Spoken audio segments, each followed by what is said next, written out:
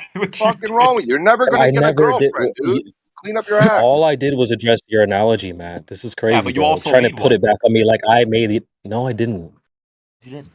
Okay, though. It's okay. Yo, creation You bear, can hold just that. let it go, No, man. it's It is what this. it is. This guy's actually bricked. This guy's actually retarded. Like, It's all right, man.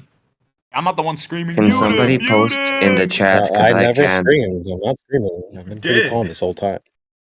I've been very relaxed, very calm.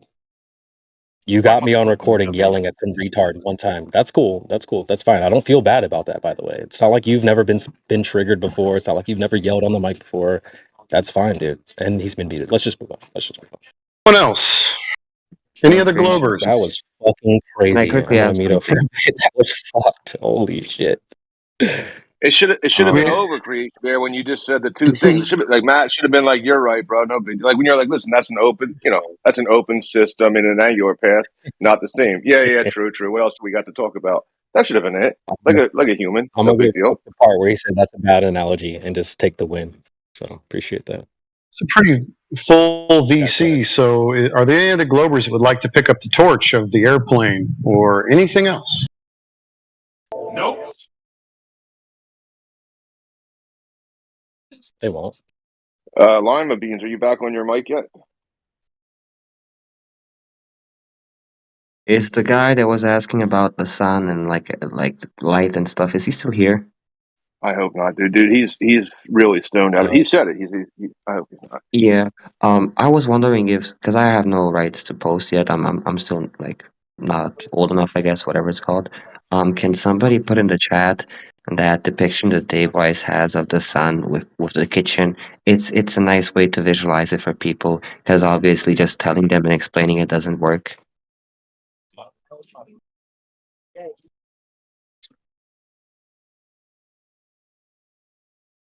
Well, I think there's like a lot of like I don't know, like economical like kind of infighting going on with some guys in here and Dave Weiss. I don't know if like you post Oh, something by I have Weiss. no idea, Are you, man. Okay, no, sorry. I have I'm no making idea, that up. man. But I'm making that up though. But there might be some non-supporters of Weiss. I'm not sure. I have no Yeah, idea, man. Sorry. but that shouldn't matter though, because that is a good depiction. There's Yeah, also the one with the magnifying glass, which is good. That who did that? I think it was Rob Skiba. He did the magnifying glass and makes it That's look like like it's that's one of my that's exactly the effect that we experience, right? But because anyway, you've got multi so layers of moisture in the air, yeah, like that. Yeah, it's a That to potency me of the air creates a particles magnifying we glass. experience in a Fucking hell, man. horizontal plane. Yep, and you also have your arc of horizon that everybody has, and that also has a key to it. What's the one, Timbo, that you're saying the magnify? So you're saying how the sun is bigger at sunset? Yeah, and it makes it look like it's going yeah, down. even when it moves away. Yeah. I'll try and find it. I'm pretty sure it's on. I think it's on Dave Weiss's app. I think it's got Rob Skiba atmospheric magnification. I think if you put it in the search bar, it comes up. I think that's really good because the moisture in the air does create a magnifying glass. So I have the one with the candle. If you want it, I have it ready. the magnifying glass one. Yeah, with the magnifying. How glass. did you, all of you guys, know that the Earth is flat? Okay, see you, dude. How did you realize it? Easy You're question. a fucking idiot. See you, dude. Fuck off. In the side chat, the one with the candle. Well, I mean, I'm under the impression we all know the Earth is flat. Like we just believe that it's a globe, right? Like we operate knowing like that facts exist, that knowledge exists, right? We know we can project a straight line over a distance, and the things that we use to do this is like a water level, a laser, and these things that we know these things to be true. We know that a plumb bob is vertical. We know these things that we use in reality. They translate or they map onto reality, right? It's not just an idea that doesn't map to reality; it maps to reality. Therefore, it's reality. If those things weren't true, then we wouldn't be able to map them, into the world. But we can, so therefore they're true. Yeah. Like honestly, the signs are everywhere. With any field you start looking into, you'll start seeing things that make you question why didn't they do it a different way if we live on a spherical Earth. For example, all the internet cable lines and just in general communications between everything, right? It's all underneath cable wires in the ocean, but none of it goes directly from South America to Africa. It has to go all the way up to the north, across to Europe, and back down. Why is that?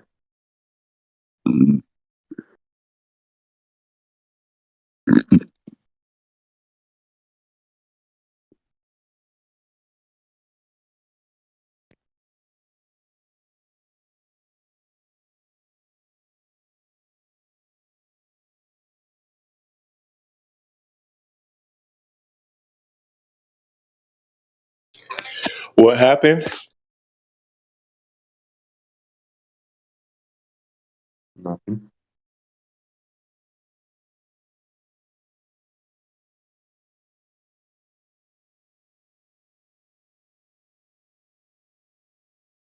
Yeah, Necros, that's the one I was talking about. He also does one with a sun, which looks really good as well, because he takes it slightly to the side, and it looks like it's curving down over the horizon.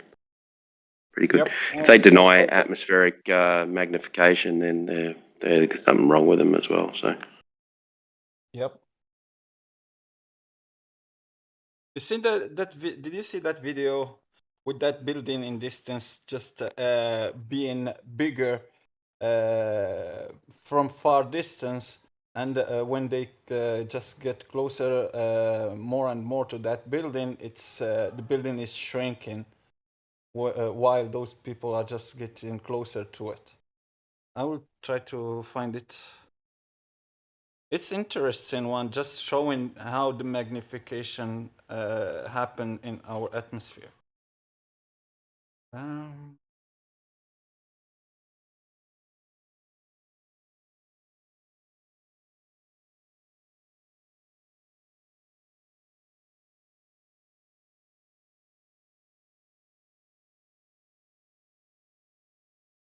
Here, I just found it in YouTube.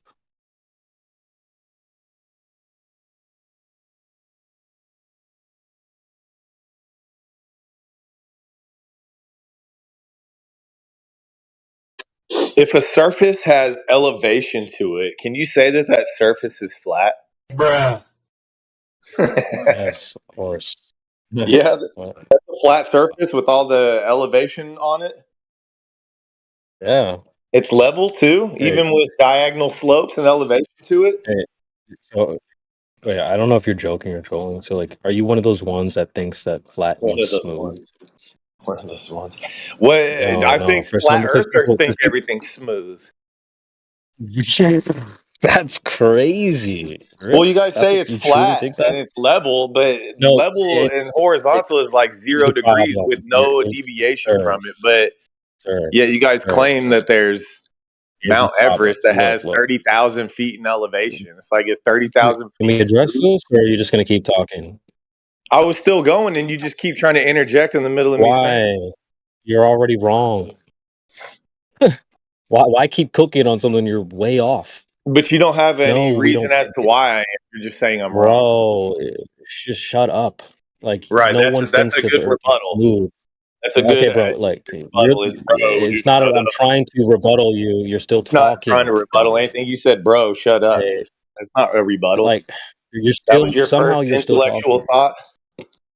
Okay, relax. Okay, we don't think the earth is smooth. Who's Like we? we Are live you on the the Speaker of the House? fucking dude, can you just like relax for a second? You're the one with questions. I'm trying to give you an answer, and you're like cutting me Slow, off. This is man. the problem with Hurry a lot of up. you guys. You This you slurp pretend logic like you have questions, lost and me. you Ears aren't don't even moving care. fast enough. You clearly don't care about the answers. Because you So don't have why any engage answer. with people? You're not you You know, CB, you literally won't allow you to. he's got a goldfish brain, dude. He needs to answer in 2 seconds or less. So if you Yeah, don't bro, got you it, got to 2 keep it seconds or going. less. This is the new microwave era, bro. We need that shit in You a Yeah, minute or I less. know, stop talking. I know. That's why I'm telling CB, because CB's trying to be helpful and he can't be because Dude, I we know. got He thinks goldfish it's brain. 1955 and we're going to have a cup of coffee and talk about, life before we get anywhere. It's Or you like, could just mute the fuck up after you ask your question so someone can answer it. or you could stop Maybe saying like a all the normal crazy shit person. and just answer the question.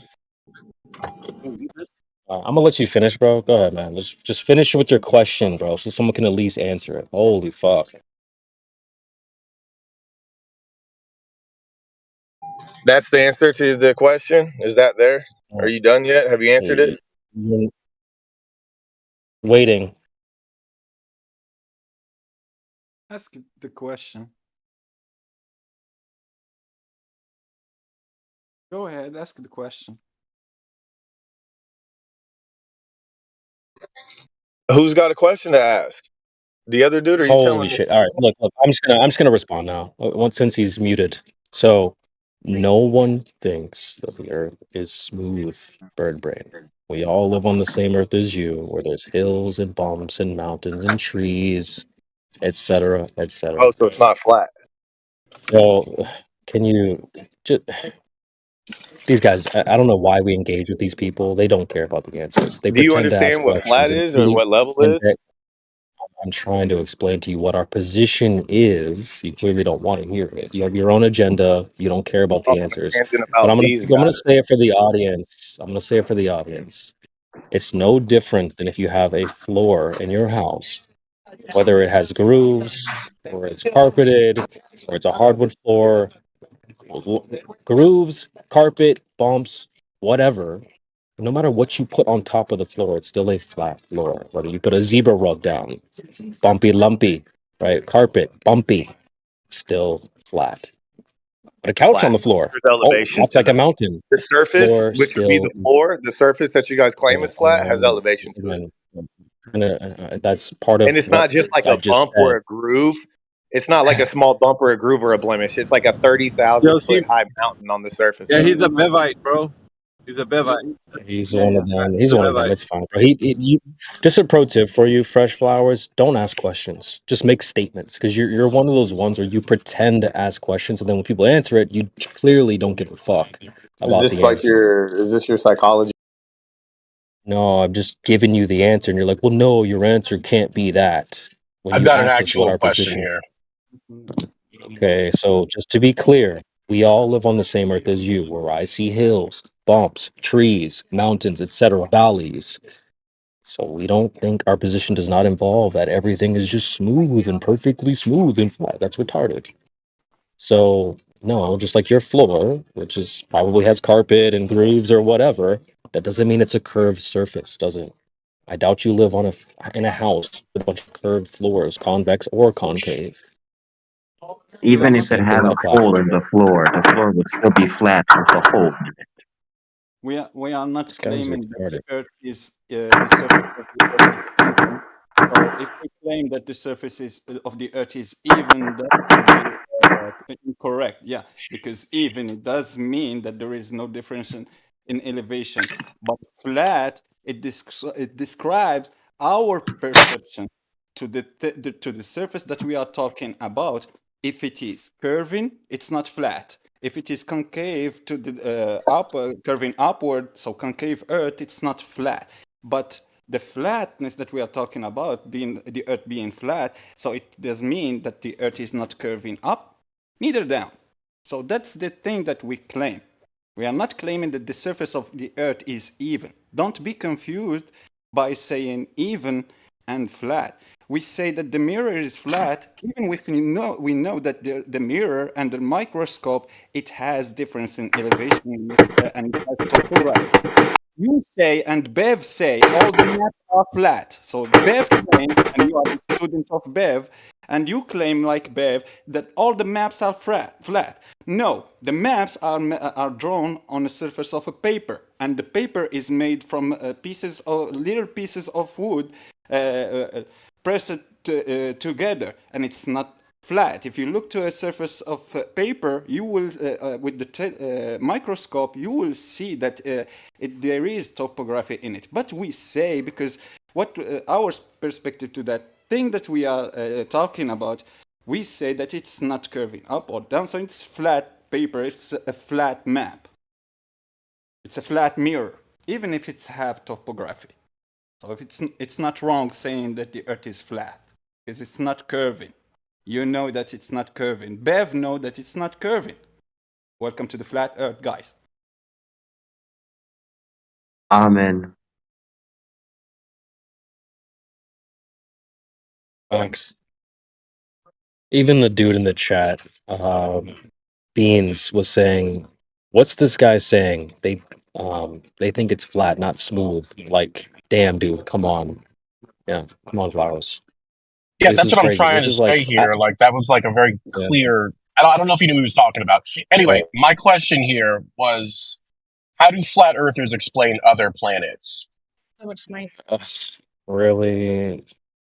We don't care Can because I just ask you really quickly, Beans? How Yeah, go many ahead. years or months have you been involved in this topic? Hopefully, it's been days. Please tell me it's Well, been I'm very days, because obviously that new to this question is topic, which is why I'm crazy. asking questions. Super new. Super new. How many times do we Yeah, have to so tell you this is guys? exactly why I'm We don't asking this think. question. All right. Tell me, have you heard this before? We don't think the Earth is in space. It's not a disk amongst a huge bunch of other globes. Or a So when planet you for that. say, well, how come there, yeah, I was just gonna say that too. It's like, how come the other planets? It's like, well, first of all, the Earth isn't a planet. no, It's not like those things in the sky. So what you creation. guys do is you think of real quick, you think of the universe, right? All these, you got the sun, the moon, Mercury, Venus, Earth, whatever. You take the Earth and you smash it down into something flat in your head, whether it's a disc, a frisbee, a piece of paper, whatever, and you go, well, how come the other places aren't like this place? Well, we're saying this place ain't like them things in the sky. We definitely don't think that it's like one flat disk amongst a sea of globes. So your question is basically asking us, well, how come you think that there's one disk in all these other globes? We don't think that. You got to reform your question to actually understand what our position is. Yeah, the Earth is So They the are planet. yeah, doing. it's not a They are planet. doing So you like. Not a believe in planet. No, no, the no. Wait. idea Just wait. I of was waiting for him other for Christian. planets. The Earth itself is not a Yeah, planet he either. was trying to go next. I was Homeboy was waiting trying to for go next. Christian Go ahead. to finish his sentence to get in. They are All doing right, that's just my like bad. My bad. they are doing like just Tarzan and Mowgli. For them, because they are surrounded by monkeys, they are monkeys. So they are doing like that. If you see a tree all around you, so you are a tree also. So no, we don't see when I take a telescope. I don't see Earth when I'm looking to the moon. It's definitely not the same shit. That shit in the sky is gray. This shit is. I find all sort of colors. The sun, no, not the same. Jupiter, no. Even if I take your claim, it's gas ball. This shit is not gas. So yeah, it's not definitely not the same things that we observe in the sky. Those are the stars and sun and moon and planets coming from the Greek word planos, which is just wandering stars. So definitely not Earths. Facts. Yeah, Is it what do stars do? is the gentleman still here? Yeah, Beans, you're up. Is that a satisfactory answer or what? I mean, it's as satisfactory as it's going to get. You know, you're flat earthers, so I don't know what to say here, but I'm going to keep listening. All right, check this out, man. The cosmological aspect of your question is only drawn in by what you've been taught or told. So you don't have a concept of what we're saying currently, so it doesn't make any sense to you from the knowledge that you have about the Earth being a globe via how you've been told it is. So with that, you basically have like these goggles on that you're viewing all of reality with. You don't see reality in the way that they portray it to you. You just think that it's that way. So if I was to ask you, the images that you see from like the Earth being a globe from space or ISS live feeds or anything that you might say that the Earth is a globe by, I would ask you, what do you have to compare it to? Can you go outside, see nature in the same that those images portray to you? And the answer should be a resounding no, right? If you're being intellectually honest right now, you wouldn't be able to tell me that any of those images or what they show you in ISS live feeds is anything resembling what you see when you walk outside. So therefore, they have put something in your mind as something to think about, right? Something of reality that you don't see. It's another perspective. Yet you look at people who are talking about reality in the way that we do see it, crazy. So what's important right now is the takeaway from this call, whether you're in here for 5 minutes or you leave and say, you know what, these guys are idiots. The takeaway should be, how can I square reality from what they're showing me? Because that's not reality. Those are images, those are videos. And so if you're going to say, okay, let me go outside and verify the thing that they're showing me, you couldn't resemble any of those things that what they're showing you in an image or a video to something you see outside. And that's the most important takeaway you should be thinking about. How is it that they're showing you those things without you being able to see them in reality? So hopefully you can understand our position is a more realistic one versus this cartoon fantasy land that you might have about the Earth being a globe. And you snicker and you might think it's funny or it's backward science or whatever you think it is. But in reality, all we're doing is comparing the things that they're showing us to what we see outside. Does that make any sense? We You are made not perfect even doing sense, the man. same. You made I had perfect a sense. question in the chat that went with that alpha. We are not doing even the same thing when we are showing to Yeah, people actually. yeah, go ahead. Go ahead. Whoever had the question, go ahead. I said in the chat, can the human eye, it's like, so when you go outside and you're seeing reality, can the human eye see and have the perspective of curvature that many miles out that you're looking? No. Yeah, that I can. question, that question that you just asked right now would also have a complicated understanding for how they perceive the Earth to be a globe. So once you start saying, can we trust our eyes? The problem is, how can we detect that the Earth is curving in any way if we can't trust our eyes? So you have to think about what you say and return to like what I'm saying. So in any way, if you start questioning your senses, you're going to have to question how people have known that the Earth is a globe. And that's going to be difficult because once I start quizzing you on like, well, how did they figure out that they measured anything from the Earth being a globe if they can't trust their eyes? So the moment you go that route is the moment you start to realize you done messed up, because now how are you going to square the Earth being a globe? That's interesting, right? Yeah, it is. I Is can't it? really tell you Has how, but I anybody would just have to measured the? say, Yeah, yeah. I would have to say, I mean, I'm not a flat earther. I'm not a round glober. I don't Yeah, really that's know okay. much about this conversation here, but I just had a question. I guess I Sure. could say I'm a round earther, but I did see the Yeah. video like a really long time ago of the guys when they're like testing out like curvature of the Earth, and they have like the flashlight and like the hole, like in the hole in the I don't Oh know yeah, what the flat yeah, thing, I and know the like they video. Yeah, yeah, I you know know the the video you're video. talking about. It's called Can you Behind the explain that Curve, to right? me? Yeah, absolutely. His name was Jaron, and he was supposed to do a laser test at the time that video was being produced, and it came out to be that I guess the laser was not operational at the time, so they were going to test out these little floating devices I would say they're boards that were put upright, and they were floating around, and I guess he shined a flashlight through them, and he couldn't see the flashlight out to the third hole because there was three planks that were upright, and they didn't line up. So he said that's interesting. So that was one of the things that in the video was showing that it was the Earth is a globe. But I want to submit to you an idea here, right? Just something to think about.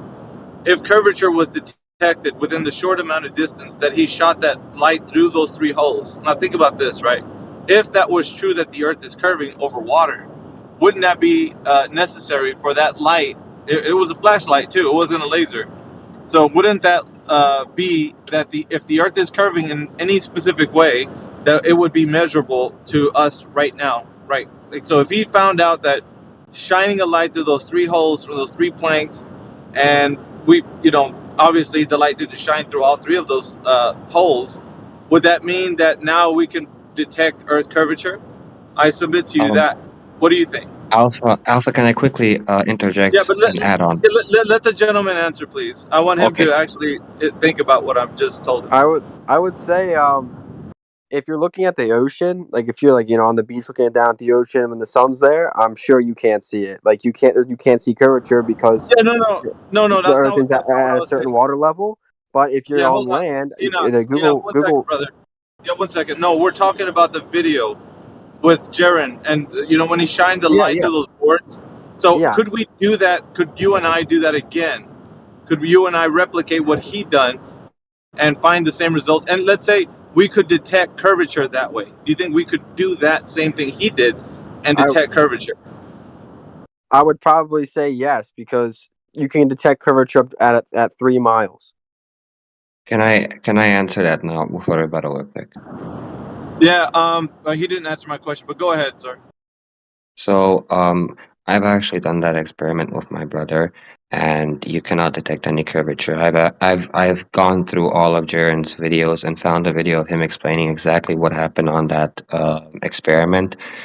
The laser, the part of that actually focuses a laser, that part overheated and it malfunctioned, so it could not be used anymore. They didn't have a replacement, so they ended up using a flashlight. The second time that he pulled it up when the planks were actually fully aligned, the light was then visible, but that part was completely removed from the movie, and due to the agreement that they signed with Netflix, they have no rights to the original copy of the entire filming of the experiment. Yeah, Netflix actually holds the right, so they can't do anything with that. So basically, and we are like, when it first came out, we already understood what it was. It wasn't a documentary; it was a mockumentary. Because coming into it, they were actually approaching the flat earthers, and they were saying, "We're going to do an honest, review of you guys, and we're going to look into what you guys are saying." So, and the very beginning of it was genuine.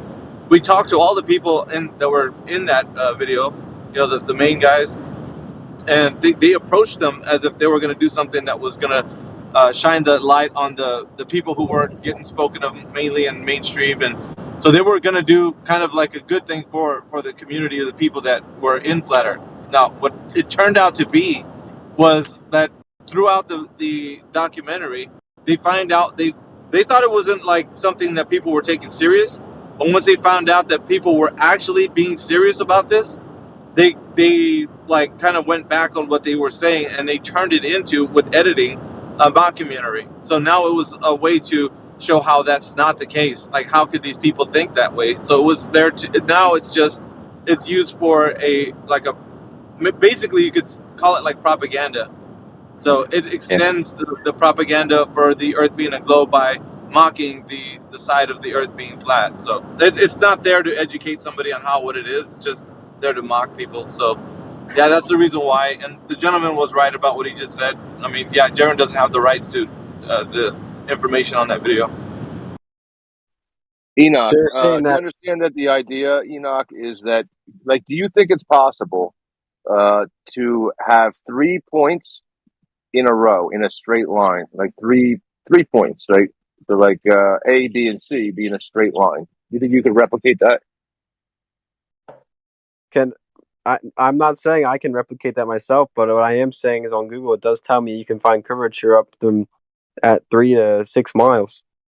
You don't think that you can get a piece of paper with 3 points in a straight line? Repeat that, sorry? You can't get a piece of paper that's already lined and then put 3 points on a straight line. Yeah, I guess you could. Yes. Look, I mean, you guess. Can you or can't you? Can you put 3 points on a line? Yeah. Yeah, on a straight line you I can know. put I 3 figured. points on a straight line, yes. Yeah, I figured you would have said yeah, like right away, not like maybe. I guess it's a theory. That's I just figured you would have said yeah. Yeah. So like yeah. So that's what they're trying to do, right? They're trying to get 3 points to be in a straight line. That's all, right? So now like like I would say that like we could do that. Me and you, like we could get a level line and then lay all those 3 points on a level line. Like me and you could do that. Would you say yes or no? Yeah, we could do that. Yeah. Right, and that's real. That's reality. We can we can have 3 points in a straight line, and it'll be a level straight line. And that's how you're proving the Earth is No. flat. No, he's just basically going off of what they did in the video and saying that you could probably replicate something similar to that. So there's Yeah, they were at different heights though. They were at different heights, and that's why you can see curvature with the light. Yeah. So let's talk about it a little bit. If you think that, you seem very sure. I guess what it does, it soothes those who think that the Earth is a globe. It soothes them. Like, don't worry, young one, the Earth is a globe. Like, okay, so if I was to ask you this, right? What are the heights of all those 3 boards that were on there? Do you know? No, I don't know. I don't know. I was hoping you guys would know that. So no, but to think about this, right? So you saw a video, and it said some information, and you took it and ran with it, and you're like, you know what? That's true. and you didn't even look as to how or what the data was to analyze whether it's true or not. So don't you find that interesting? That you don't Yeah, know it's any of the confirmation data that bias a supports? lot. Just Yeah, wondered don't. why do you Well, wait, guys hold on a like? second. Wait. So what's important here is that the takeaway should be, I don't know the data, yet I'm already making an assumption that the Earth is a globe based on a video that I don't know anything about. You just basically heard somebody say, "Oh, don't worry, guys, Earth's a globe," and you're like, "Yep, Earth's a globe. I got it." Yeah, You yeah, understand what's yeah. happening, It's though, exactly what I Enoch? did. I mean, Yeah, that's I know. equally yeah, applicable I to agree with flat you. Earth as well. I mean, it's a bit ridiculous saying that. I, I just I'm wonder just showing. why for everyone in Hold here, on, right? sir. One second. When One second. okay. Where are you? No, I want to make sure Enoch. Like, I didn't hear what his rebuttal was. You talked over him.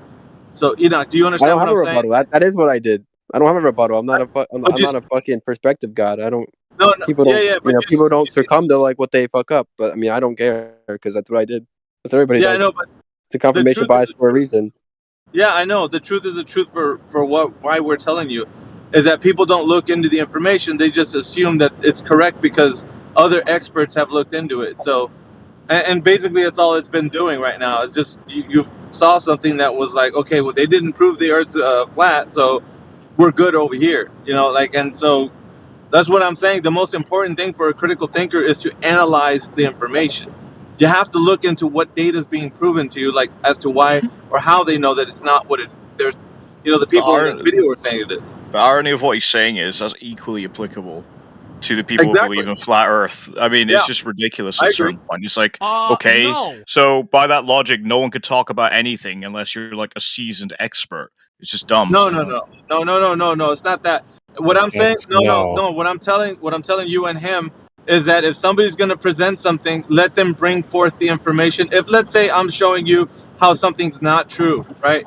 I'm going to have to supply you with the information so that you can analyze it, and then perhaps you can falsify my information to prove that I'm showing you something that's empirical, right? That means that it could be falsifiable. And if you can't do that with what I'm presenting, then I make it unfalsifiable, which means that you can't prove me wrong. You just have to listen to what I tell you, and that's basically what all the globe is. It's unfalsifiable information. So True. there's the reason why I'm telling you right now that when you saw that video, the guy Enoch, he saw the video, he was not able to know anything about it, like any data, so he can't falsify it. Therefore, he has to just accept whatever the video is telling him, whether it's true or not. He can't do any information to to check it out. That's my thing to you guys. It's like you have to make it where the information is available. It's not just this bias. It's for you to actually like look into. If you wanted Well, to research it, why couldn't you? it's not just that. When you say, you just said that final bit there. If you wanted to research it, why couldn't you? I go, okay. What's your mathematics ability, No, no, right? no. Because at a certain point, you need. No, hold on. At a certain point, for you Yeah, to but you even didn't hear what look. I said. You didn't hear what I Well, said. no. What I'm about to say matters into what you were just saying, Yeah, right? You're saying, well, just no, it look at the matters if the evidence, and information broken. I'm saying, Broken. even if you, no, I'm Yeah, saying at a dude. certain no, stop cutting me off. I didn't cut you off. Yeah, but what you're saying is not what I said. I said supplying the information. That's all I'm telling you, is that the information was not supplied for anybody. It was just a guy saying, well, looks like they proved the earth is not flat. And you're just like nodding your head, yep, yep, yep, yep. The information needs to be there, regardless if the person is an expert or not.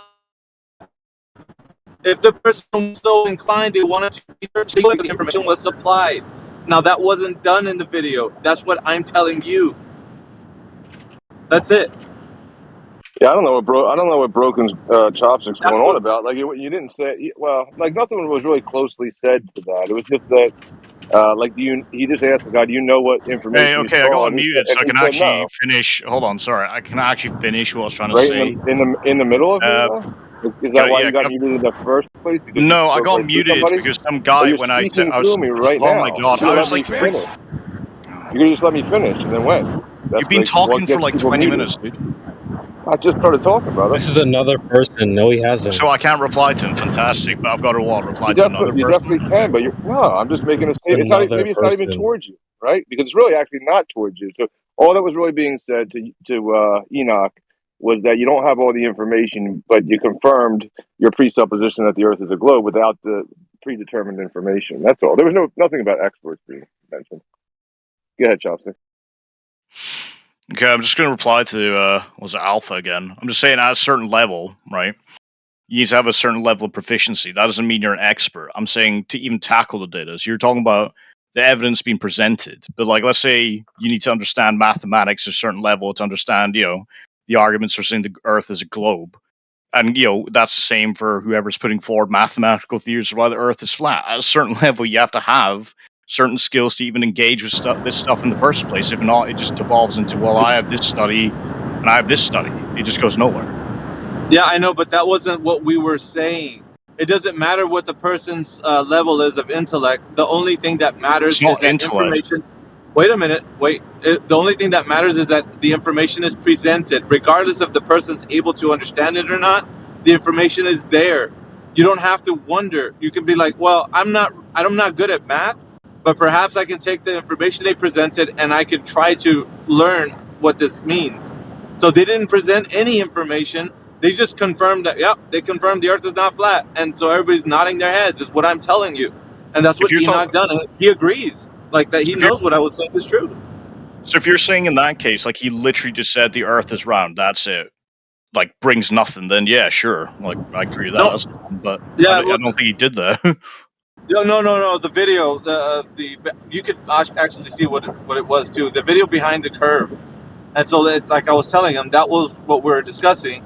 In that video, when Jaren was looking, he shined his flashlight through those three holes with the planks that were upright. There was no information given as to like how the test was done. And so a lot of what was done there was just like, the light didn't shine through the three holes, therefore the Earth is a globe. Don't worry, guys, we got him. And then everybody's like, okay, Earth's a globe, I'm good.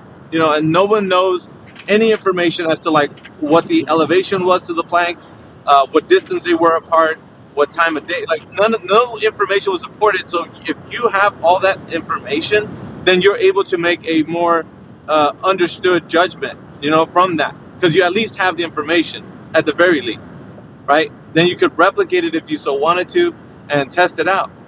And Yeah, which but is that's what I'm saying. At that point, with the replication and testing, how would you do that? You have to be at a certain level to do that. I'm not saying you need to be some like credentialed professor. I'm saying to even do that sort of stuff, you have to be but at a you're going certain into level. that. If not, you're just reading studies. Broken, you're going into the part where somebody has to be educated enough to actually attempt to do that, and that's not what I'm saying. The information needs to be there in the first place. That's the first step. If they're not supporting the information on, like, what the measurements were, what the elevation height, or anything like that, then you have nothing to do anything with.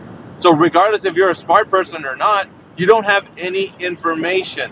And at least to some effect, the information being supported would give people the opportunity to have to research what was being done. That's my thing. Not that the person's capable of knowing it or not. Let's That's do not my some argument. research. Let's do some live research. What's the title of the documentary?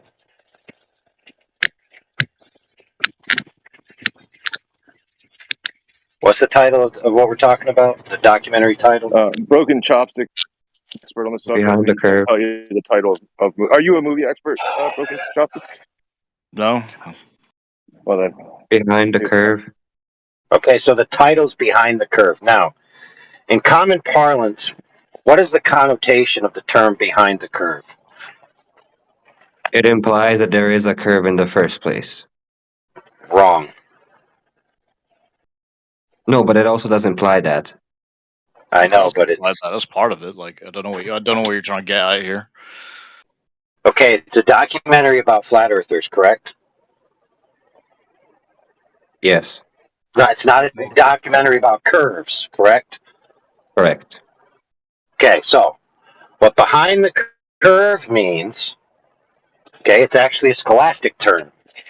What it means is that you're dumber than average.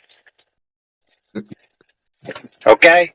It's a direct slight against flat earthers in the title, for goodness sakes. How could you expect an unbiased review from the content of the documentary when the title itself is derisive against the subjects of the documentary? I mean, I get it, but then what type of documentary are you watching? I mean, are there a million other ones that take it seriously? Or are you talking about this specific one? Like, why are you focusing on this one? I get this guy brought it up, but why are you getting so, like, bent out of shape over this documentary? Can you that name one actual biased? flat Earth documentary? What? Can you name one actual flat Earth documentary? Well, by flat earthers? Yes. Yeah. Okay, I thought you meant in Not by general. anybody, by anyone, by anyone. Well, if Anyone you're talking who about flat takes the earthers, topic then no. seriously. Show me you're unbiased by naming one flat Earth documentary, and there are several. What do you mean unbiased? I don't care either way. I just came in. I was just curious to know what Alpha was talking Yeah, about. Mr. Broken here has no concept of bias or unbiased on the amount of flat Earth documentaries he's seen or knows about. That's Hey, I nonsense. just said I've seen I want zero. to say I want to say this real quick. I have a link to where the screenshot of the emails are from the producers of Behind the Curve, where they literally admit that yes, they were being biased, it was intentional, and no, they're not going to change it. Can I please get a Okay, copy but of that? why does it matter that they're doing that? You can just throw that documentary in the trash bin then. Like, it's worthless Yeah, because you because know it's they're not a going in. documentary, but they use it as evidence all the No, you're time. wrong. Look, there's a big problem here. It doesn't matter whether they're biased, okay? It's irrelevant. What matters is the data that they present, whether it's accurate or not, and whether what they're showing on the screen and the information they provide along with it is something that the person watching the documentary can actually scrutinize properly. Because if you're biased, but you present the information correctly, but you skew it connotatively to say, oh, this is bad, right? That's much different than just not presenting the information, wouldn't you say? Yeah, we get that, but like, what's the point of bringing up that one Well, documentary? I think that was Are you trying to Alpha's discredit the point. entire field? Like, you're Yeah, I think saying that no was one Alpha's takes point flat Earth that seriously. they didn't include the information, the height, the distance in that documentary. Yeah, That I'm was just the point. talking. I'm talking about the field as a whole. Like, okay, you got one biased documentary. They admit to lying and being biased. Okay, you just throw them in the trash bin and move on to people who actually deal with you seriously. But it's no, wait. It's weaponized against flat Earth. So when somebody like Enoch comes in here, it's already like programmed in his brain that this is not true. How come we got flat earthers proving that the Earth is not flat? That's why you can't throw it in the bin, because in other people's minds that come in here, it's weaponized. That's why Yeah. we have to address it. The main Okay, the main issue that was going to be a running series of minority groups platforming minority groups and giving them a meet the people instead of just saying like, hey, that group of people are stupid. They were going to do atheists, they were going to do flat earthers, anyone who was like kind of like a fringe minority group. They're going to do a whole show on, and they started out swinging for the fences with flat Earth, and then the hmm people saw how biased and irrelevant, how of a hit piece it was, and there hasn't been another one since. is it like a mockumentary style thing? Like, I don't know, like Super Size Me or something like that. You know what I mean? The type of doc I'm No, talking it's about. not quite. It's listen, friend. It's not quite that overt. It's more subtle. They just couldn't handle themselves. They just couldn't do their job correctly because they were so triggered by the Yeah, content. yeah. But listen. I'm actually privy to the exact reason why the guy in charge decided to take a turn. So I'll explain it for you. So some of the characters that were there present were interacting with the guy and some children. And in the time when this occurred, is I don't know if he was the director or whatever, but he was the guy in charge, whatever. He saw a child taking and speaking to the flat earthers seriously and understanding what the flat earthers were saying and kind of like becoming on board with it. And he then said to himself, I have a responsibility to children to essentially not take this subject seriously and to present it in a bad light because I've decided what children are allowed to think. Essentially. Now I added that last part in myself. But that's basically what it was. He felt a sense of responsibility to children to make sure that nobody takes flat Earth seriously. As seriously as he saw this child taking it. hmm Like that meme from The Simpsons. Won't someone please think of the children? You don't think like platforming other ideas that's not more important than a hit piece? Is really Flat Earth is that damaging? That out of control? Wait, can I please No, answer? I don't think it add has on? enough influence as that. I mean, like if you want to compare movements, right? Like use creationism as an example. Like that was in terms of whoever considers it a threat. Like for me personally, I don't give a shit. I'm not religious or anything, but like all the court cases against keeping creationism out of school. We haven't seen that yet with people for like flat Earth. So the reason why like no one cares really, you'll have like documentary. What's that saying? Like first they laugh Yeah. at you and all this. No, I'm just comparing it. Is because at the moment, in terms of like legal challenges or power like that, where you're talking about like influence in public schools or whatever, like flat Earth basically has nothing. Like creationism has more Yeah, influence than actually, Wait, flat Earth. can I Broken. please? Can I please? Wait, Can I? go ahead, AI. Um, Hold on, I was gonna add something, but I'll wait till AI is done. Yeah. So you want to the speak? And then I'll topic speak.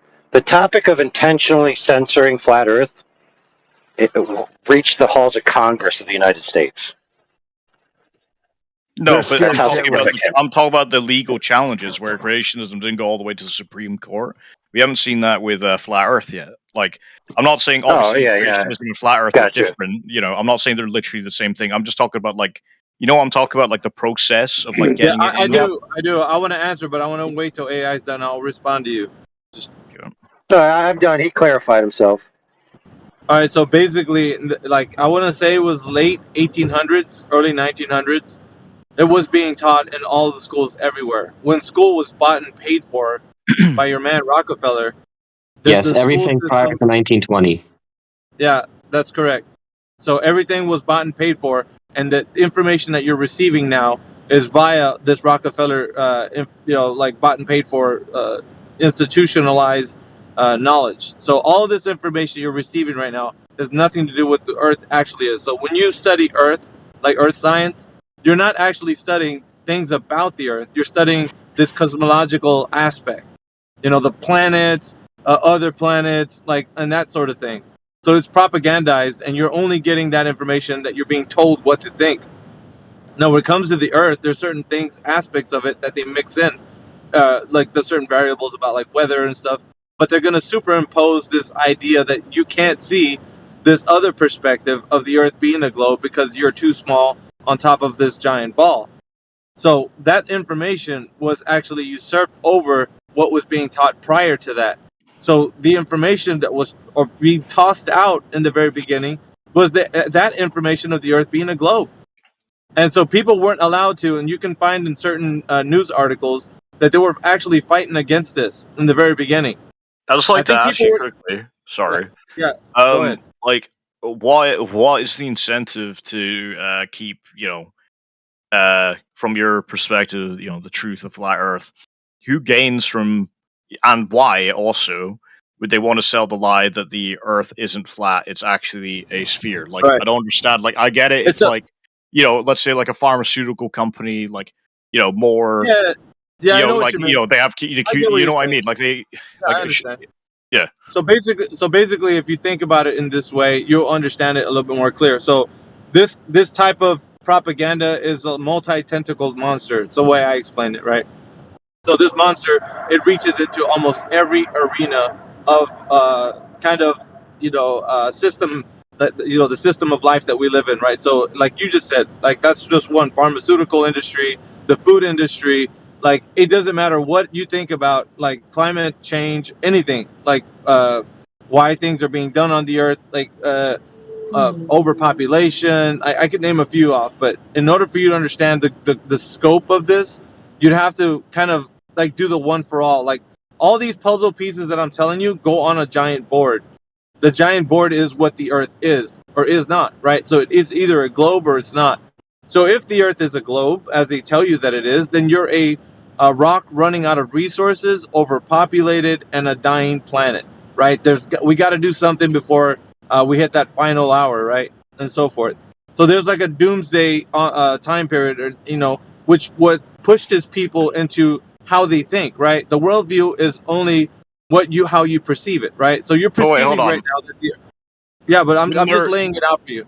I'm no, just laying but it out. like I get, okay, so they're saying, what from what you said, clarify I get this right. You're saying because the Earth is lies as a sphere or whatever, that enables them to lie to us, saying that, hey, look, resource Well, scarcity and all that sort of stuff. There's two things I ask you. One, yeah, why wouldn't that also apply to a flat Earth? Why wouldn't there be resource right. scarcity if the Earth was So flat and also imagine, the same disasters? But then on yeah, top of that, imagine, the yeah, second one, imagine. why would the Well, let me shape just answer matter that one then? Why would the because I shape matter want at to take all? it. I want to take it apart piece by piece. So imagine all the things that they tell you about everything that they say, overpopulation, scarcity of food, and all that. What if that was actually in reverse? What if we have an abundance of food? What if that there's much land on this earth that more people can actually live on? Like what if that was the truth versus what they're telling you, right? So if we look into these matters and each individually, right? I want you to think about this, and you can do it on your own time, I would say, because there's a lot of research into this, that we're not overpopulated. The reason why that even gets put into any type of context is because it gets only utilized in areas where people are in a heavy, dense population. aka Not in, cities. No, but when you're not, saying when you're talking about yeah, overpopulation, right? That's yeah. usually something put forward. Started off with Thomas Malthus in the 1800s. He's like an economist, a biologist, talking about the carrying capacity of the environment versus population, Mhm. right? But then again, Yeah. then he got proved wrong, right? And what you see today in academia, well, hold on, is you see multiple factions, and obviously it swings and roundabouts where opinions change over time based on the evidence. Let's say today, right? Just go, hypotheticals for you, right? Let's just say the Earth is a sphere, but now all the scientists are saying we are now going into demographic winter, which is a fact. Almost every country on the planet has, below replacement rates, fertility rates, right? So why now are they suddenly saying, hey, look, we're actually underpopulated? And what relevance does like the Earth being No, no, flat no. or being a Yeah, sphere have no. to I'm this? Like, I I'm don't telling you. understand. I'm telling you like this. I'm telling you like this because the mainstream propaganda is that the fact that the case of the matter is we're a dying planet, and in this dying planet, there's other things that are happening that are constituting the reason why that we're just contributing to this thing that's enabling the planet to die, right? So that's overpopulation. That's one of the other things that we're doing, right, to the Earth. We're hurting the Earth that we No, care but for. not. But as I said, it's now So, the opposite. Now the consensus yeah. is that we're all going into a demographic winter. That's what the World Bank puts out. That's what the IMF puts out. So previously Really? they're talking about overpop. Yeah, they do. And now they're talking about demographic winters. I mean, the obvious ones are Well, Japan, South Korea. Germany and Europe is leading the way. Like, Sorry, like but that's let me got let me ask nothing you. to do with the planet dying, though. That you're talking about Yeah, political things with population growth. no, we're talking about Mayhem, shut that. up. Mayhem's talking about something else. That's You're on a yeah, dying planet. You got to look at it like that, not as a demographic situation. The yeah. planet So some. is there's a dying. That's what he's saying. yeah, yeah. So there's an Yeah, urgency. Broken. There's an urgency to actually take action. So for every individual that's on the earth, we have to do our part, right? So it makes you okay. So the perspective is right now we're on a globe spinning in the vacuum of space, right? Like that's the idea. That's the perspective you have. Now, nowhere in reality can you visualize this. You can't go outside and see this for yourself. You have to be told that it's this way, right? You have to be shown this imagery of the earth being a globe. You have to be astronauts, anecdotal testimonies of people coming back from space and say, dude, that is such an amazing place up there. Wow, I was amazed. Look, check out my video. And you look I at know, but all this stuff, right? yeah, And you but try and no, wait, listen, hold and on. your mind, We're yeah, getting a but bit off. you're not No, I'm just listening trying. though, because No, what I I'm am trying to get listening. I'm to trying here, to be yeah, on yeah. topic But because what I'm that. trying to do, listen, bro. What I'm trying to say though is that all these people that are colluding, whoever's saying this, right, and the reasons why they're doing it, is because the question that you had for the very first question you were asking is why are they doing this? I don't understand. So I'm kind of, and I told you that it's a multi-tentacled monster. The reason I said so is so that you can understand at least the scope of what I'm saying. It is a huge. It's so big, dude, that all these things that are interlocked, like the topics, they're interlocking right now. You need to realize that it's not just one thing or some type of political angle. Why would they hide the fact that the planet is dying and then consistently put out things like, climate change, we have to stop it?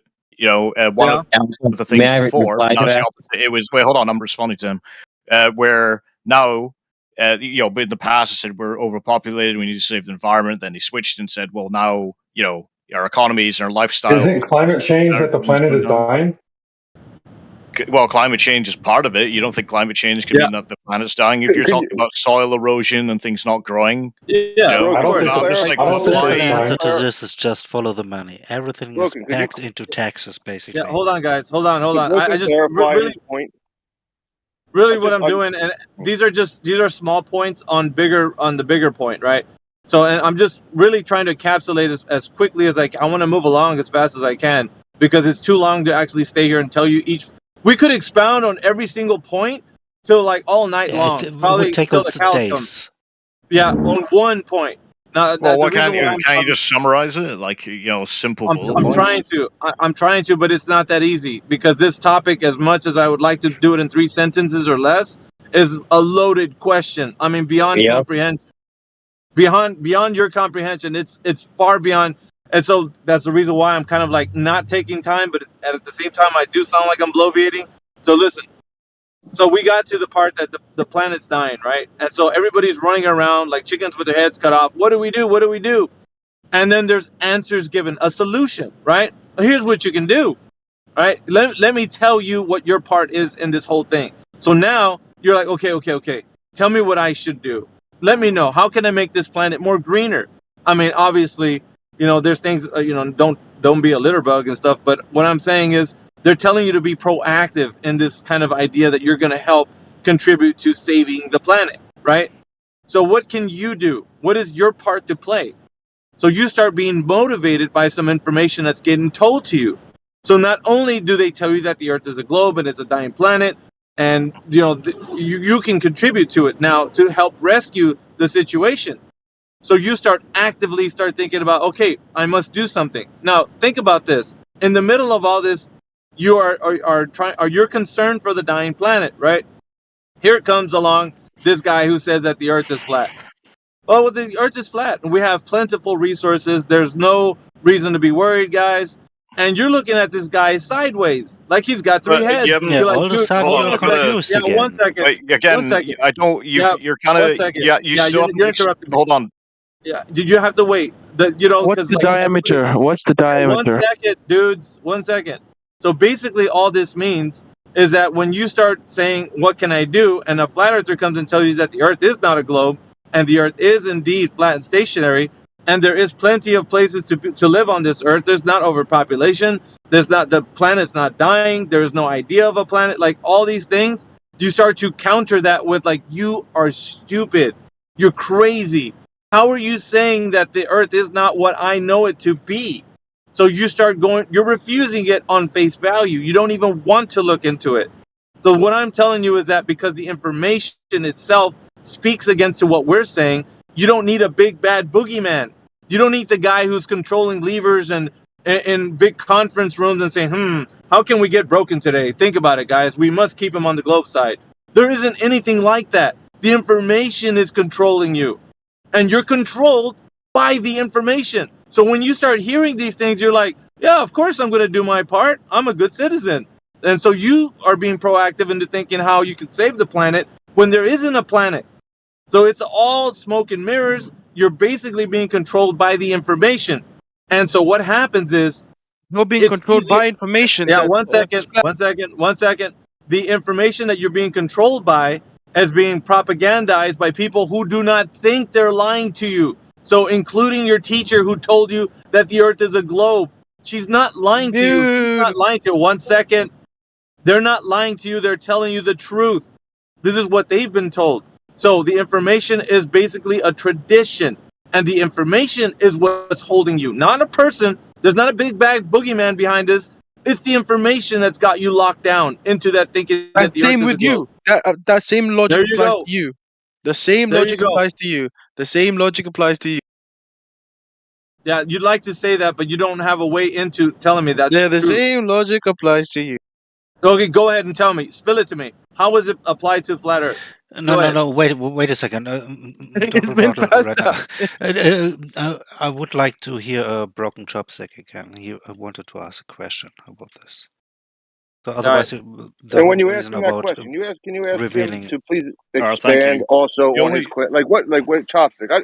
You the made only it. thing. What was that term that you were using? You were saying that we're doing the exact opposite. Holy crap, What dude. the fuck would you do that, No Tank? Because I waited. Why would you do that, 5 man? minutes, and I already asked him this Who earlier. cares, man? All right, Look, can I? look. I'm just talking. I'm just No, responding to no, Alpha, no. dude. But Broken. Hold on. Since so many people are trying to get your attention, you choose who you want to reply to. Go ahead. okay. I'll just reply to Alpha, and then I'll just shut my mouth for a bit after that. Right. So you're talking about obviously distortion information and us being influenced by whatever's put out, right?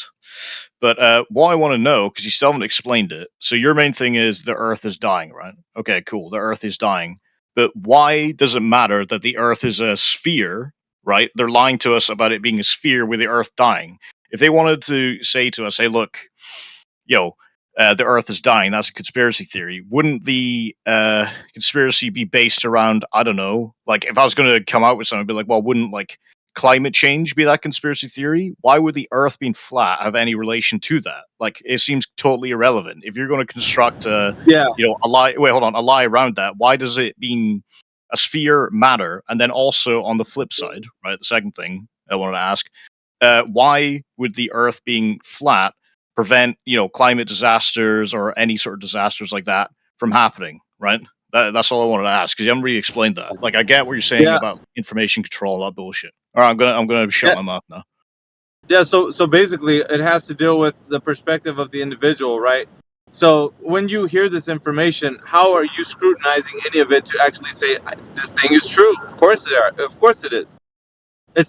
There's no critical thinking involved. So what I'm saying is it removes the ability for every individual to have their own kind of free thought into any of this, right? So we're not given the opportunity to think how this is possibly the case. So when it presented information, it doesn't matter where it comes from, right? Whether it's I think therefore I am. whether it's a source like a school, or maybe your parents told you, or a good friend. It doesn't matter where the information comes from. It's not being scrutinized. There's no rigor applied. So when you hear it, you just trust it because it came from a source that you already think is trustworthy, which is academia. And academia is telling you that the Earth is a globe and so forth. But now you're being coerced into thinking that it's I get that. dying. Yeah, No, hold on. academia is I backed don't by think I evidence. don't think you understood what I was saying. Why does it matter? Why does it matter that it's a sphere? No. I'm talking about the lies. Okay. It makes no sense. Wouldn't it be easier if you're going to lie to people, right? Mm-hmm. Wouldn't you just lie about the other stuff and not lie about the Earth being a sphere? Don't you think something Can I that try massive, answering the of question? that Reason is more magnitude, it deeply makes no. rooted. It kind of It makes has no more- sense to lie about that. It has more to do with the spiritual type. So basically, why? You haven't answered it. Hold on. That's not spiritual. Is not what is being. So it's all a part of the big I don't want to say conspiracy, but the idea that the Earth is a globe, right? Everything is attached. I said it in many ways, right? But all things are attached to it. So in order for that to be true, you need the foundation to be true. The Earth needs to be a globe spinning in the vacuum of space. It needs to be a planet in the solar system. And the cosmology of it is what's most important that you hold to. So you got to hold fast to the cosmology in order for all these things to reign true. Now, if the Earth is flat and stationary and the cosmology is not, okay, so we don't live in an endless vacuum, right? So let's just say, for instance, if you pushed aside all the ideas that the Earth is a globe spinning in the vacuum of space and a galaxy and a solar system, and you said, wait, let me not think of that. Let me see what the flat earther has to say. And the flat earth says that we are the floor of the universe. The idea that you're standing on the floor of the universe, right? There is nothing outside of the system that you're in. You're actually inside of something that you can't leave. So now it's like, okay, well, I can't leave the system. I know that I'm on the floor of the universe. So how is it possible that the place that I'm living on is spinning in the vacuum of space and it's like a dying planet? So none of that is true, which means that what follows is I'm going to start to look at all the information I've been told about the dying planet, which encompasses anything you tell me about, climate change or limited resources or History. overpopulation. But it just Anything. seems like making it a sphere is totally pointless to me. It's just like, okay, you're trying to lie to people. You choose a sphere. You have to construct all this mythos, and then it's like, okay, how is it not falling apart? Where you have to hold up, let's just say it's bullshit, right? And let's posit I know. agree with you, I right? got it. It's so massive that I'm like, okay, how is this possibly ever being held up? No, think about it. It seems like if they are pushing that, it seems dumb, because why would you do that if you're trying to push a lie onto the people, right? Wouldn't you want a simpler, more easily manageable lie? That makes no sense. Bro, it takes the smallest amount of information to convince somebody of something they can't perceive, something you can't perceive. Like, let me just give you a short example, if you allow me to. So, if I was to tell you that you're a brain in a jar, but you just don't know it, could you prove me wrong? I mean, no, but that can also apply to you. I know, but think about it like this. Think about it like this. Do you know that you're a brain in a jar? Just answer me truthfully. I want to see if this exercise will help. Do you know that you're a brain in a jar?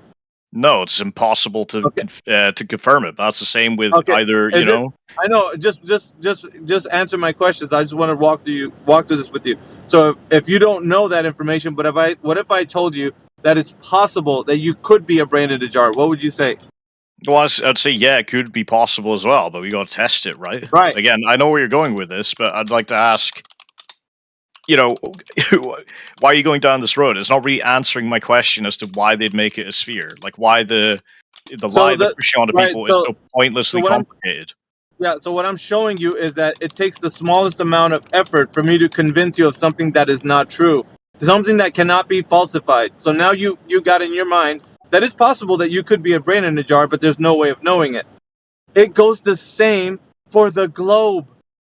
It's the same. So now that the information is there, it's possible that the Earth is a globe, right? You wouldn't know it because you have never seen it in that way, but you've never tested it either. None of the information would lead you to be able to research it because there's nothing to research. You don't know how to get to understand that the Earth is a globe from anything that you can visualize in reality. So now, the same as a brain in a jar, there's no way to perceive it, but you can't falsify it because there's no key. What's the answer? How can you measure things? Brain in the jar, like in the Matrix? That's so like, I don't know. It's almost supernatural, and by that definition, you can't really test the supernatural. But with a flat Earth, you could test that, right? Yes, that's the point. Yeah, no, but you could test it with a spherical globe as well.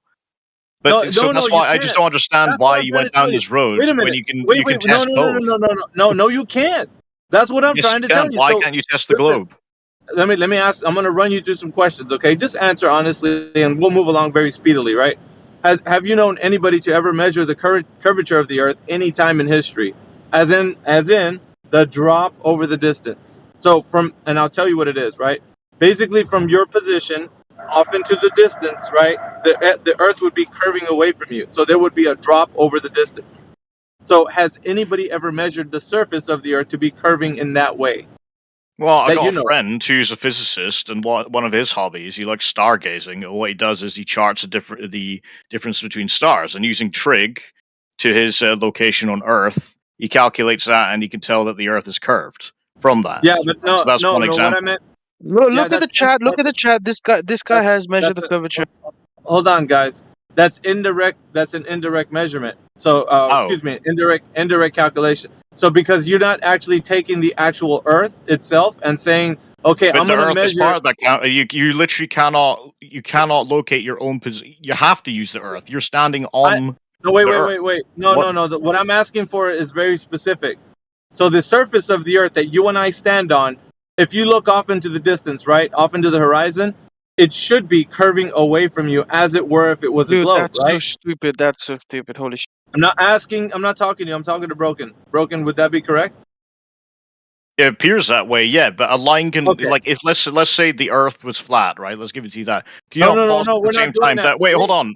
A curve. No, you can't. Wait, let me talk for a second. That a curve, right, could be so minor. The angle can be so minor. You're not listening, dude. I'm not telling you to measure it as flat. I'm only telling you to measure it as a globe. That's the only thing I'm saying. Measure it as a globe. Can it be done? The 3 questions that I have for you are very specific. Can it be done? Yes. Not Yes, it can be done. indirectly, not talking to you, not talking to It you, can be done. not talking to you. It can be That's done. the last time I'm gonna say I'm not talking to you. But Last why time. are you so mad? Why are you so mad? Maybe because you're Where are you wrong? at? Hold on. Who are you? Why can't I see the Eiffel Tower from? Thank you. All right. So basically, what it Fucking is that retard hour, is it? it's never it's never been done. You've never measured the Earth in any way to be a globe. Nobody has ever measured it to be a globe. And I need We some did. intellectually intellectual honesty from your part.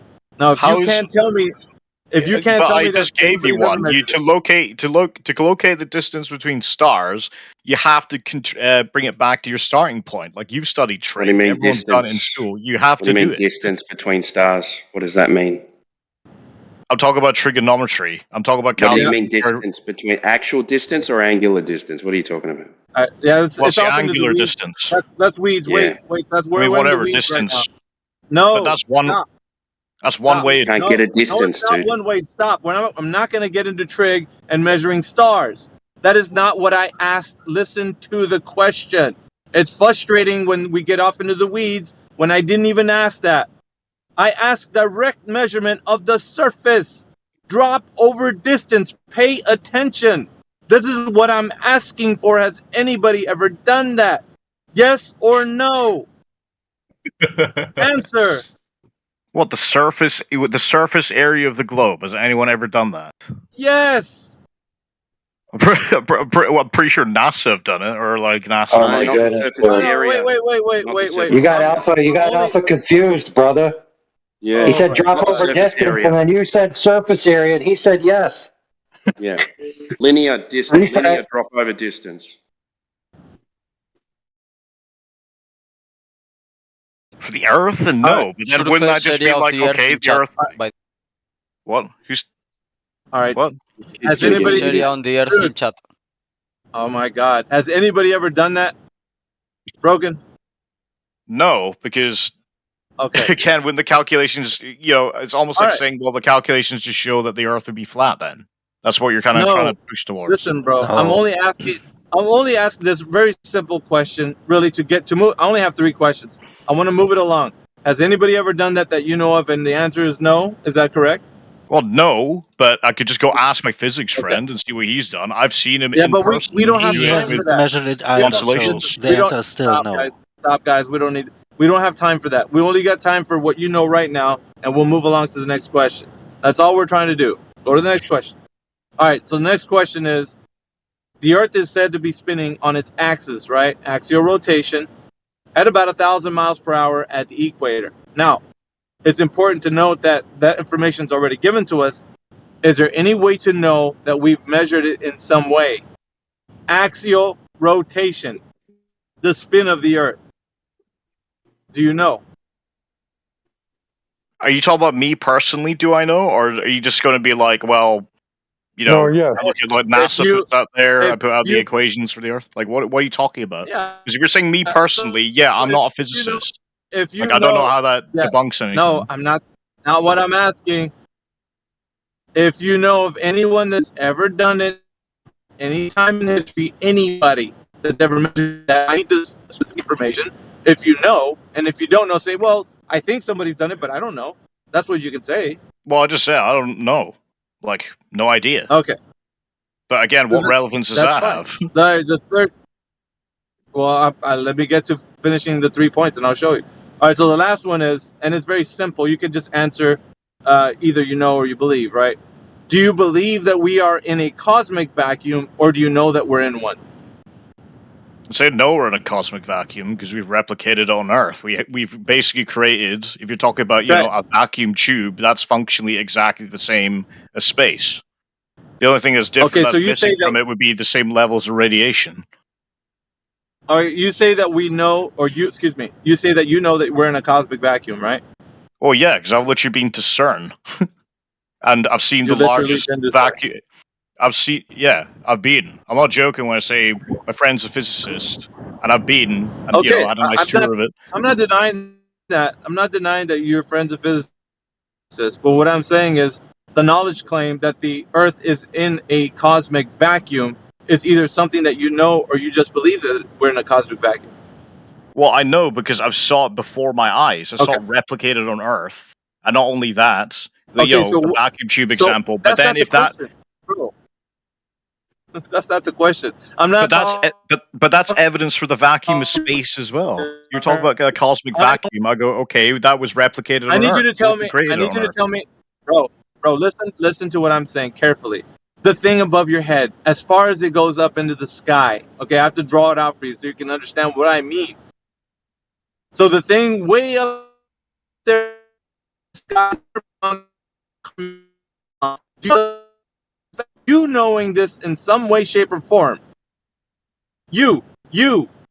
So okay, well, okay, if you want, give me a few hours. I'll get a helium balloon. I'll tie a camera to it, and then I'll send you the footage. No, I'm not. Because that thing goes all the way up to the stratosphere. Like, is that what you're talking about? I'm not doing that. You either know, sir. You either know right now at this current junction in your life. Sure, but I'm saying I could go. But here's the thing: I could literally go. Wait, hold on. I could literally go find out now. Answer my question.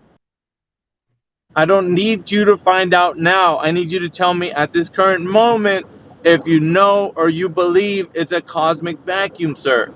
Answer the question. Right now? No, I don't know. But again, what relevance? Thank you. Well, I'm going to tell you. That's the reason why I wanted to get to the end of the 3 points. So the Earth being a globe, spinning in the vacuum,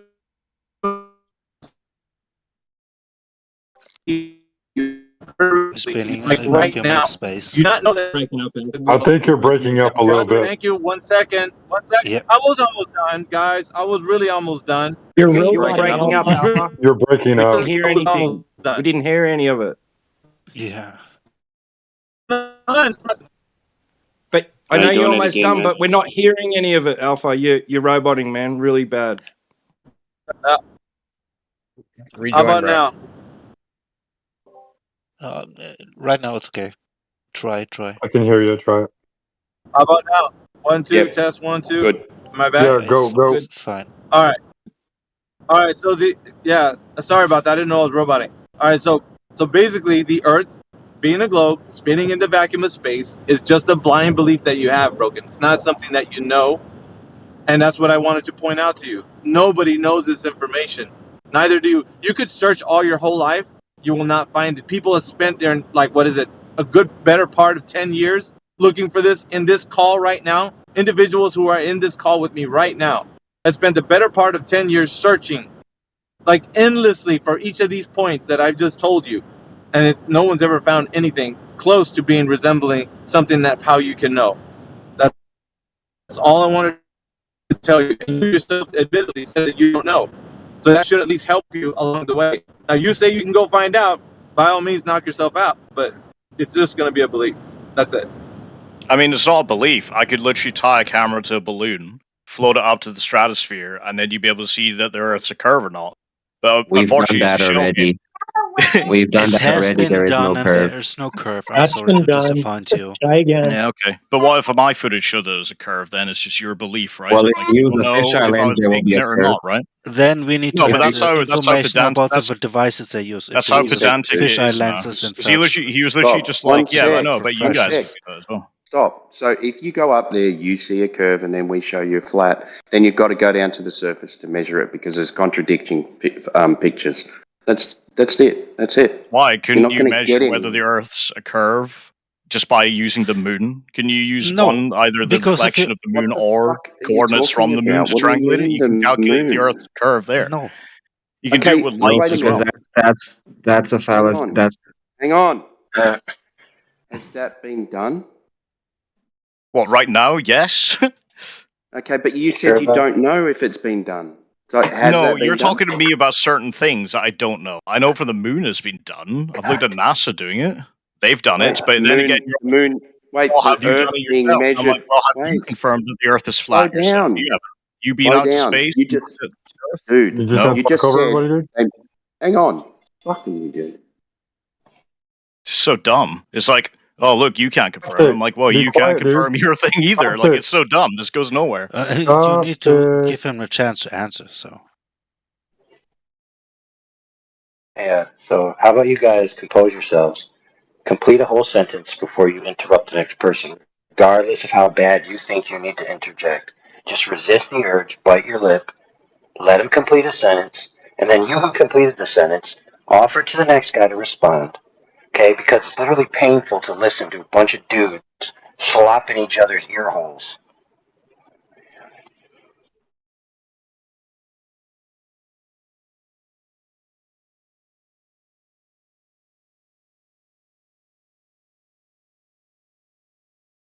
Irreversible. Is someone talking? So I don't hear anything. Is Flatsy talking? Hey, Timbo, was it Timbo or was it T-Dub? Somebody was talking. Timbo. Had to have been Timbo. I wasn't trying to interrupt you, Timbo. I was trying to interrupt him because he just wouldn't let you talk. Don't forget, guys, that everyone who has mod powers in here can control the convo. So, for example, they could take control and be like, hey, Timbo, say what you got to say. Okay, now you other guy go. And if he's not patient, you mute him. You say, I'm going to mute you. When Timbo's finished, I'll pass it to you. There's nothing wrong with that. If it gets too chaotic and nobody can compose themselves, you literally don't have to fight for the mic when you have the powers to control the mic. Unless, of course, you're afraid that the person you're speaking to is going to be so sensitive that they won't allow themselves to be muted so that there can be a coherent discourse that people can actually understand because they can differentiate the voices of the two people speaking, for goodness sakes. Well, who's going to talk then? I mean, I'll throw something out there and then I'll shut up again. But it's like, okay, like, how can you confirm that the Earth is flat? You know, I saw someone saying, "Have you ever been to the vacuum of Easy. space?" I'm like, Easy. well, you've never been to the Easy. vacuum of space. You know, Easy. why aren't your Easy. pictures doctored? You know, Would it you equally like me applies to to you guys. answer? Would you like me to answer? You know how he just said, like, you know, don't talk over people, and then you immediately did that. You know, it's great, isn't it? Well, you just keep going and going, man. Do I You get a chance to literally talk? just did it, and no one was saying anything. So I was like, okay, Yeah, I'll it's just pretty throw this painful, out there. dude. It's pretty painful that I wasted all my calories to say that. Then as soon as he talks, you just take the word easy on repeat, dude. Literally could have just waited till he completed his sentence. He literally said, I'm going to give a proposition, then go silent for someone to reply. That's your cue to let him get it out, and then when he goes silent, like he said he would, you reply. So, a simple question, right? What is required of a sphere on the surface to make it a sphere?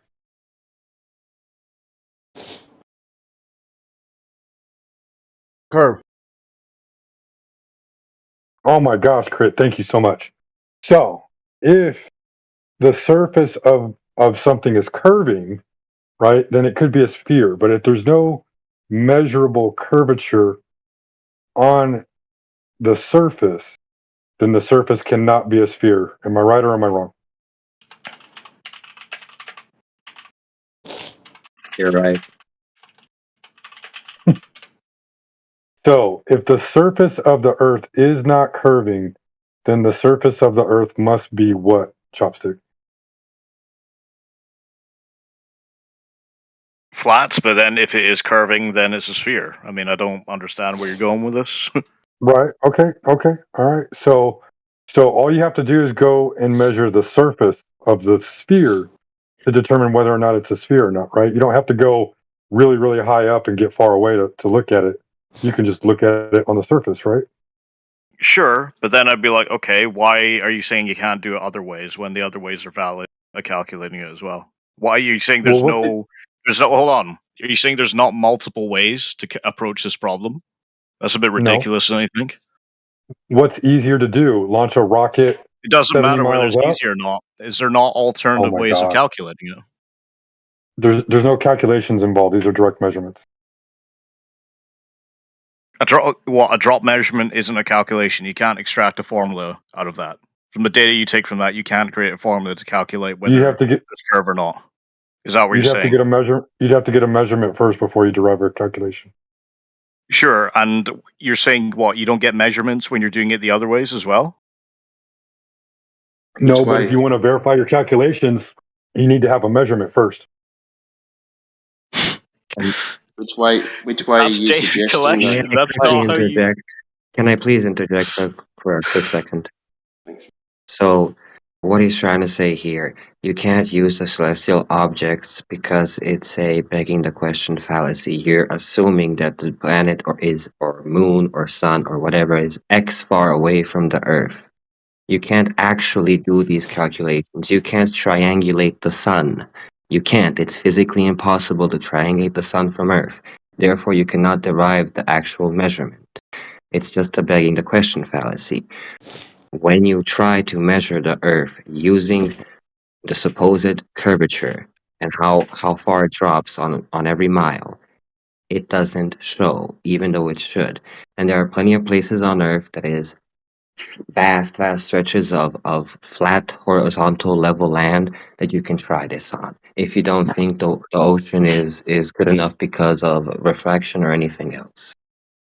It's not just, oh, who cares if it's easier? Yes, you do care because simplicity is efficiency. That's what humans do. We're efficient. We look for the simplest and most easiest way to explain things that we can understand. And then we can look into the deeper things once we have the basics down. You don't build a house on water, you build it on the ground.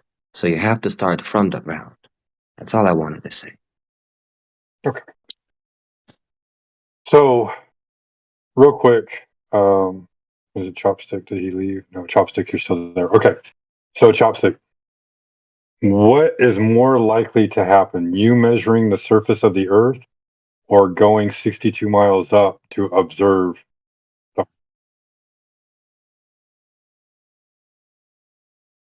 Hello? Can you hear me? No, I mean, either my headset cut or yours. I heard you start saying something and then it ended.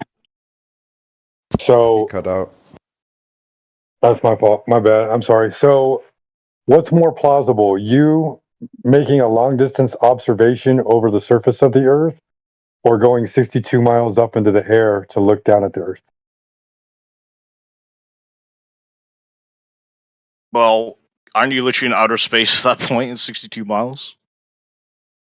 Well, isn't that what you claim is evidence of Earth being a ball? Is seeing it from space? No, I'm not even saying the moon has to be a ball or anything, as someone was saying earlier. I'm saying you can use the moon to calculate the curvature of the Earth. I mean, like, you must be like, that's what I'm saying. Wait, Like, it what do you wasn't mean you can use? That's an odd statement. What do you mean you can use the No, hold moon on. to calculate the curvature of the Earth? Well, you can look at it because you can calculate the shadow of the Earth, and then you can use that on the moon. When do you see the shadow of the Earth on the moon? What? When do you see the shadow of the Earth on the moon? I'm speaking Chinese. Wait, are you actually serious? You know what the lunar cycle is, right? Yeah, I do know what the lunar cycle is. When do you? I know this. So I know the heliocentric explanation. I want to see if you give the correct one because I think you're going to give the wrong one. Are you saying the lunar cycle is because of the shadow of the Earth? That's what I'm thinking. He's saying too. Phases. So when I see a half moon, if when I see a half moon, I'm seeing the Earth's shadow on the moon. And when I see a waning gibbous and a waxing gibbous, and a waning crescent and a waxing crescent, that's the shadow of the Earth on the moon. Is that what you're saying? No, it's about the light and its reflection around the Earth. Yeah, part of it's a shadow, yeah, on the moon. But it's mainly You're a moron, bro. how it's tracking the moon. How the light reflects off the moon. The moon's orbit around the Earth causes that shadow. Do you want to know the heliocentric explanation? I will give you the heliocentric explanation of the Earth casting a shadow on the moon. It only occurs during a lunar eclipse. That is the real heliocentric explanation. You have no idea what you're talking about. You see why AI says wait, let can you him not get then it out? use? Okay, just going by what you're saying then, but can't you use then a eclipse then to calculate the Earth? No, why not? because the moon and the sun look like the same size. You would have to know the distance to the moon or the distance to the sun to calculate their angular size, or you'd have to know their Sorry, size to calculate the angular distance. sorry, I was wrong in that. It's not the Earth's fucking shadow; it's the sun's shadow. That's my bad. But then, can You're you still use wrong. that? You're still Well, wrong. it's not the sun's shadow. The sun does not cast a shadow on the moon. But Earth's okay, whatever. I don't know. NASA's lying to me then. No, no. You want the heliocentric explanation, just so you don't feel entirely No, retarded I from don't this? really. I don't care anymore, man. I'll just take your explanation for whatever. How does a light cast a shadow? I need to know that. I'm telling you, bro. He's not offering want a you lot of his belief, man. personal explanation. He's giving you the one that you're supposed to agree with, Right. the one everyone's taught. You do realize that the part of the moon that is lit up is supposed to be the part facing the sun. But it's not always the case. No, it's not. I'm just giving him his heliocentric explanation because he doesn't know what he's talking about at all. And then he's going to come in here and mock us because we supposedly Where's the don't know the mocking globe better exactly? than. Bro, you think you come in here No, I thinking mean, that we're where was I stupid because actually? we think Where was I mocking you though? you're not mocking me. I know you were mocking others earlier Where? because you think flat Earth is stupid.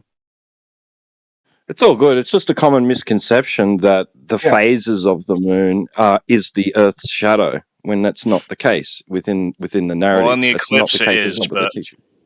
An eclipse, yeah, not the phases though.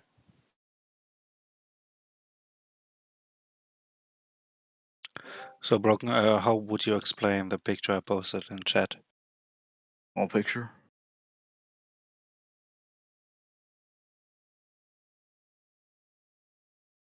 Being full moon and the sun in the background. That's a beautiful picture, man. Bruh. So, how does this fit into your worldview? Where is it? How far up is it? Or is it one of the meme pictures? Are you on your phone or a computer? Just scroll Computer. a little bit up. It's just 2 lines away. It's above the nasty meme that Kiwi posted. It's the one by Ripcord at 05 after. You see the moon and the sun and the sky at the same time? Oh, you talking about with the ones with the spheres in it?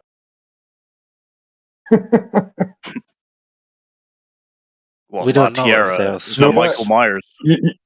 Who's You know, which one? you know what, It's like a Broken? million. You know what, Broken? I'll give you this, okay? I'll give you this.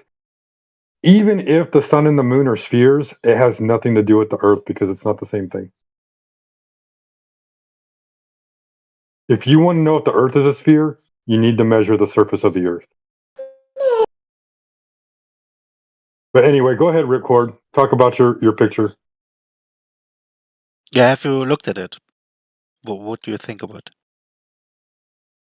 Oh, that one. What, AI Overlords one? Okay. No. Did you repeat it? Yeah, that one. AI Overlord 2. So you can't have that at the same time? Why not? I mean, obviously that Because could be this, photoshopped as Well, a dumb explanation, but if obviously, you're talking the about shadow would be way different. You because would can't be you have a solar at eclipse the as well? half or a third type of a moon. You know, listen, being lit. listen. So I'll keep it concise real quick. I'm sorry, Record. I'll interject Yeah, this real no quick. biggie. Go ahead. So the sun and the moon that close together, right? The sun's supposed to be 92 million miles behind the moon. So how does the face of the moon get lit up when the sun is 92 million miles further? It was a rotation of the moon. But anyway, okay. Yeah, I think you are deflecting right now. Well, it's not even that. It's like, okay, yeah, I got that wrong, but now what? Yeah, this should be something for you to reconsider. Well, it's how not even things that. work. It's more. Well, it's not that. Like, I'm not really not going to reconsider this. If you're talking about this stuff, like, yeah, I'll reconsider that. But like the rest of it, no, not really. I'm still I mean, not really doing much. if we just take those two bodies as a type of light source, then they're independent of each other.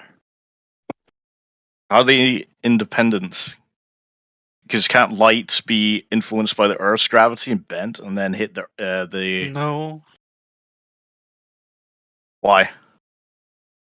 because it doesn't work this way. Because the moon has a measurable light. Like it's colder in the moonlight than it is in the shadow during the night.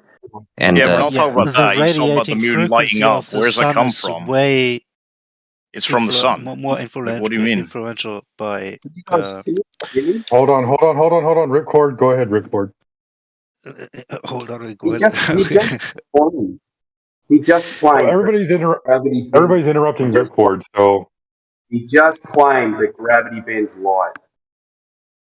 Yeah, so just as you mentioned, the moon has way colder light. It's just as a flashlight, basically, that everyone has around.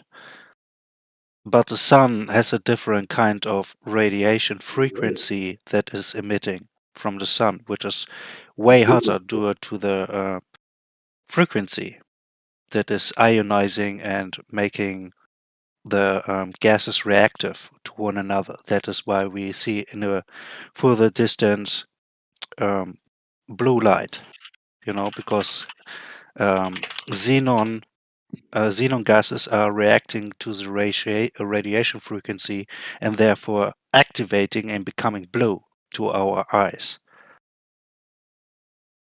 What's this Okay, got to but I'm do with asking, what what we has this are? got to do with anything? Like, I'm completely You didn't even lost now. ask Like, that them. was totally irrelevant to what we're talking about. If the sun would, let's say, from your model, those two were spheres, and the sunlight would bounce off the moonlight, the moon body, then we would get the same radiation frequency, just a little bit lower than the sun would be, right? So actually, we would see the moon always be yellow, for instance, and not white. What? What? You haven't so do really you explained understand why. that? You just said it would be yellow. What? You just Well, said the because it's a sunlight is slightly lower. yellow. What? The sunlight's not white. But so real quick, okay, like let's focus on what was really going on in the picture. The sun is supposed to be behind the moon at that angle. It's not. There's no way that sunlight can hit the moon face at that angle. It's impossible. So how do you explain that on the heliocentric design? We're talking about, can they overlap eventually, and don't they have slightly different orbits The over time? I thought, like, because of the gravity sun and the strength of the orbits of planets can change over time. the Like, isn't the sun Earth's is orbit slowly supposed changing? the sun is supposed to be shining the light on the moon, correct? Well, the sun can shine light on the moon, but it can also shine it on the Earth, and the Earth can reflect it onto the moon as well. Then why don't we see? Always a full Well, moon. why would it have to be yellow? That's what I don't understand. Then You're like, no. who's saying yellow? Why is it yellow when I thought light isn't yellow? Like, You- what? I thought it's like white. If you think your question to be logical, then the moon would always be at the full moon, unless it Why would it always be at goes a in full front of moon? it. The thing that was shown to me, because I got it wrong, if you're talking about the lunar cycle and its orbit, why would it always be at the full moon then? So why can't we Yeah, see the moon during? listen. You Hold cannot on. make two descriptions on one type of cycle.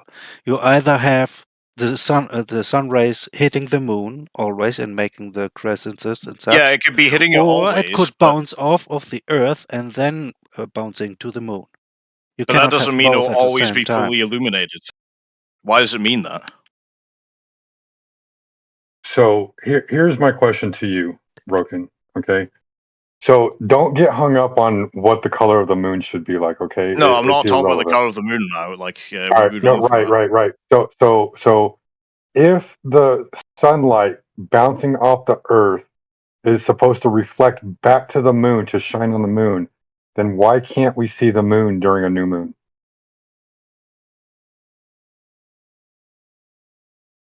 I have no idea on that. I actually don't know. So neither do we.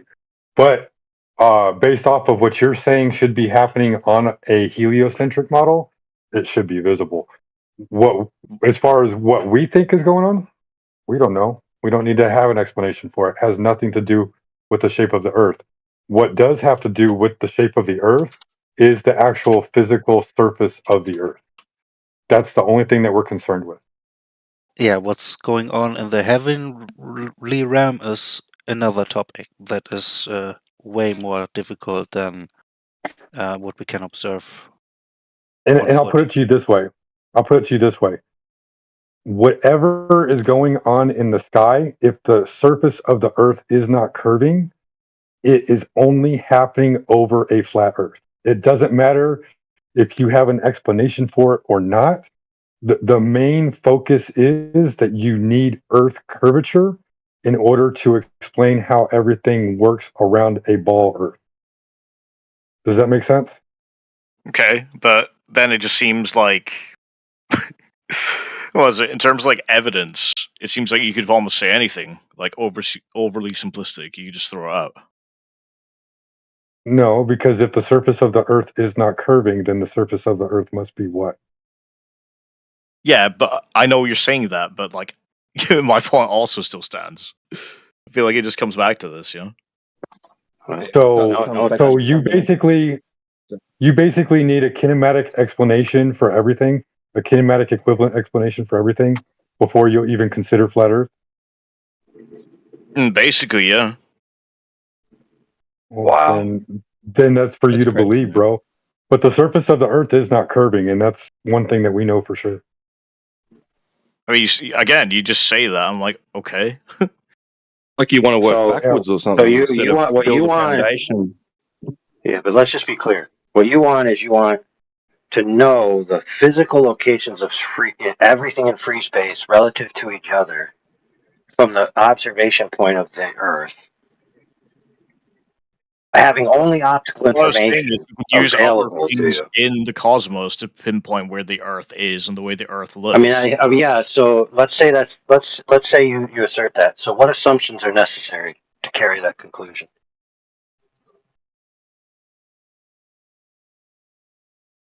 Well, I don't know. Is that rhetorical, or what? Are you coming out with them? No, Like, the question you're was saying? that I mean, how is it possible?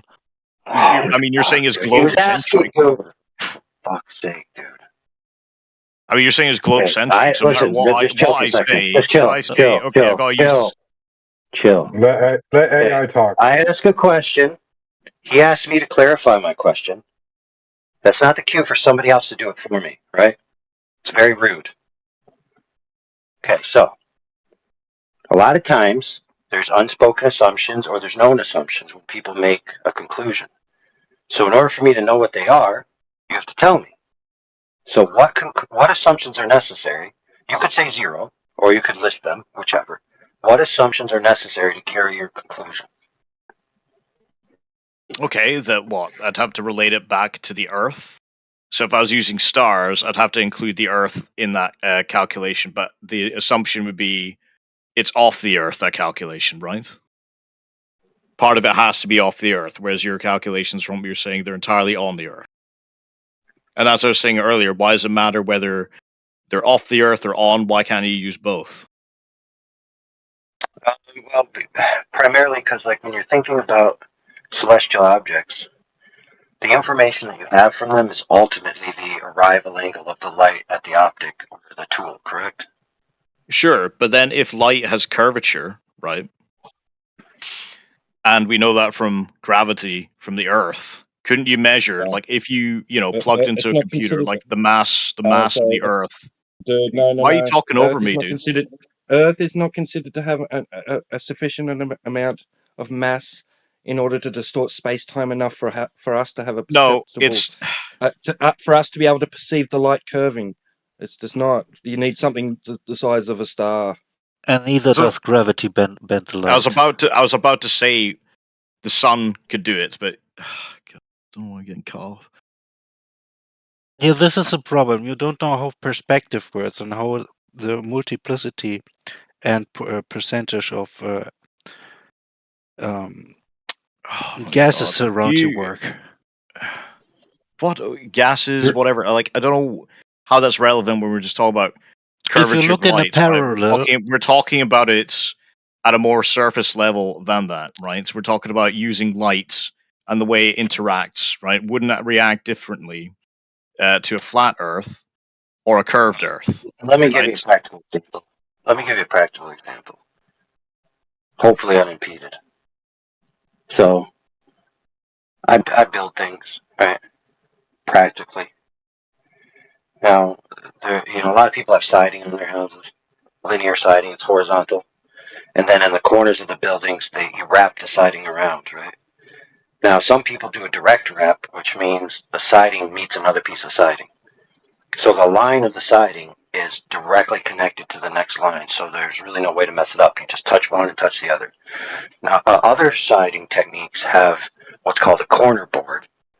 That's vertical, and that wraps the corner.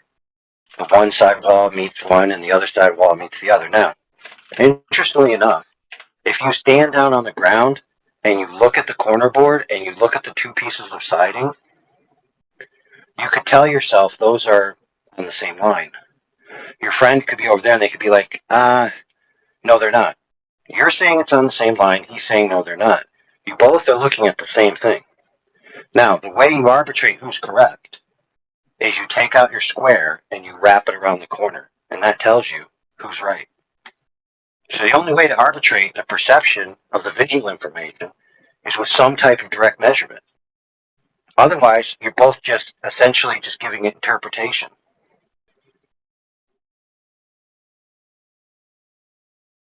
right, and this is what you can't do with either the sun or any celestial body we see.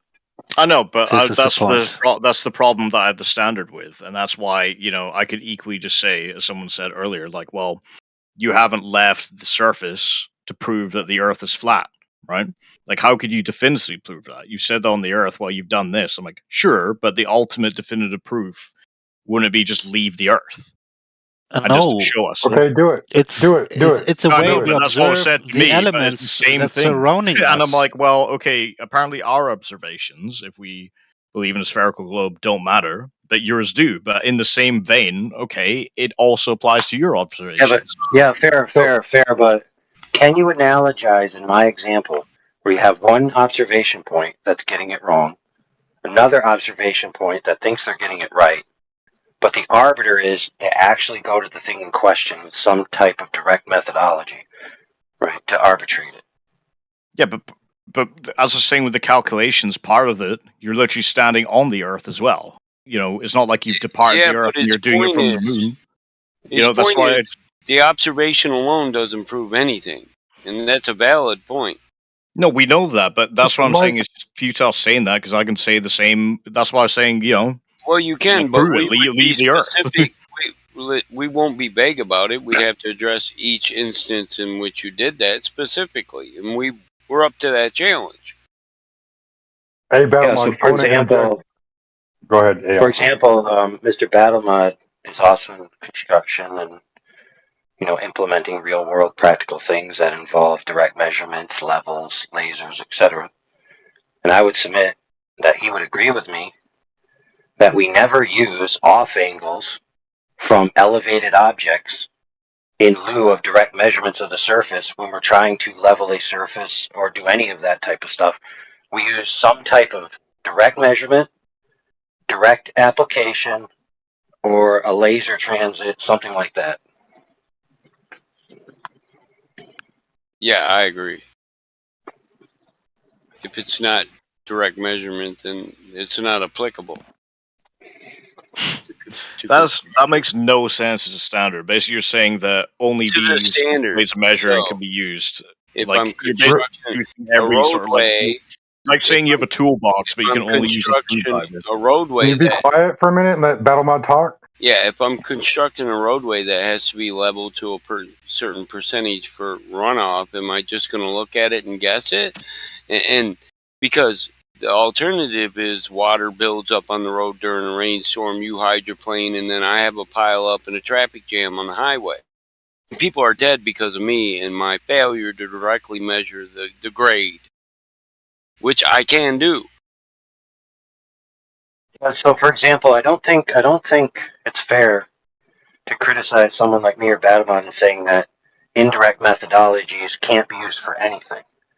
But me and Badamon will both agree that if there's a contention about an indirect methodology, that a direct methodology settles the dispute. 100%, yes. And in the case that you can't use direct methodology, I will accept whatever you do as an approximation, but not an absolution.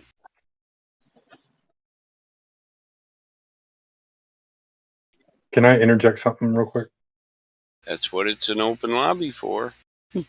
Appreciate it. So, just so you know, Broken Chopstick, there's actual videos out there of astronauts, cosmonauts, admitting that the Earth appears flat from their elevation of height that they see it in. So, going up higher is not really a direct evidence.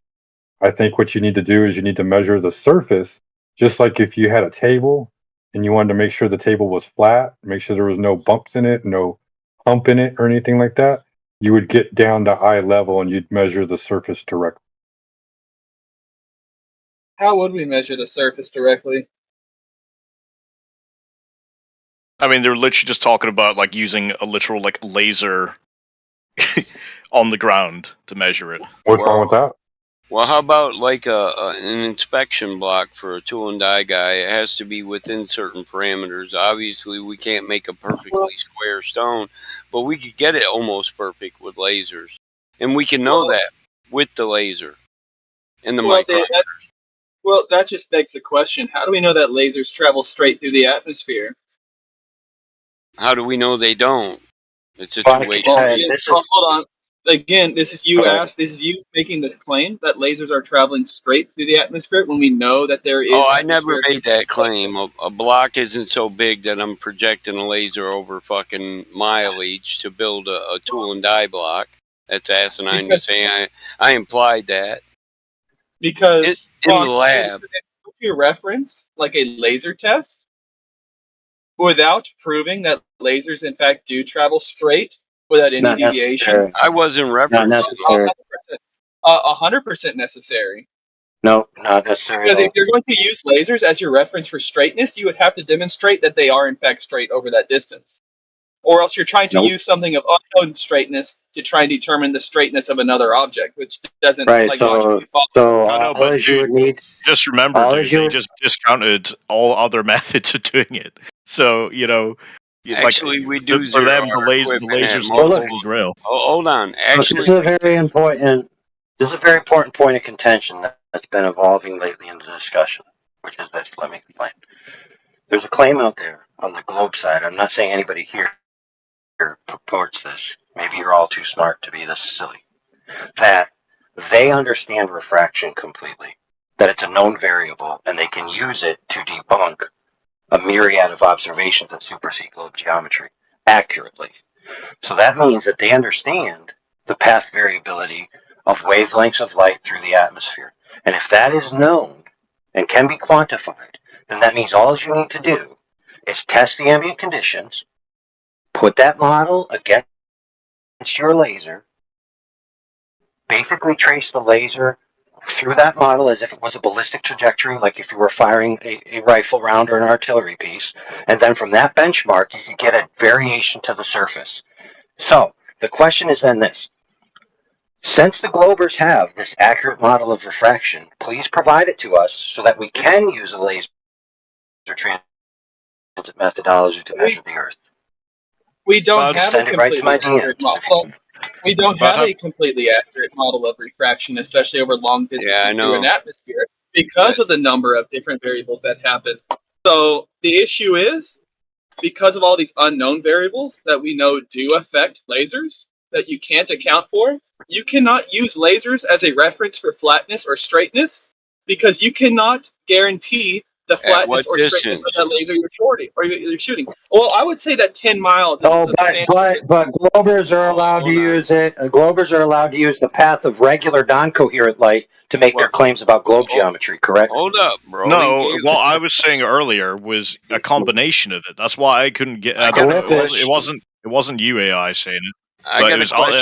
it was another guy throwing out basically. He was just like it's direct measurement or nothing. Like he default to that. Since he gave me a distance of 10 miles, I know I can laser tag a target at 10 miles and my airstrike will hit on spot within a variance. So if what you were saying is true, then I wouldn't be able to laser tag or laser sight and call in for air support when I'm a Marine on the ground and laser tag a target from 10 miles away and have the actual missile hit it.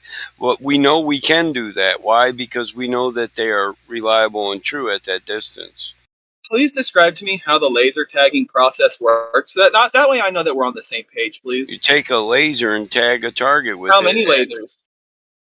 Well, multiple beams would be ideal situation, but I don't even think you're sorry, I was going to say, targets Tard, have I been don't think hit you're an with. expert in the subject. Go ahead, Battlemon.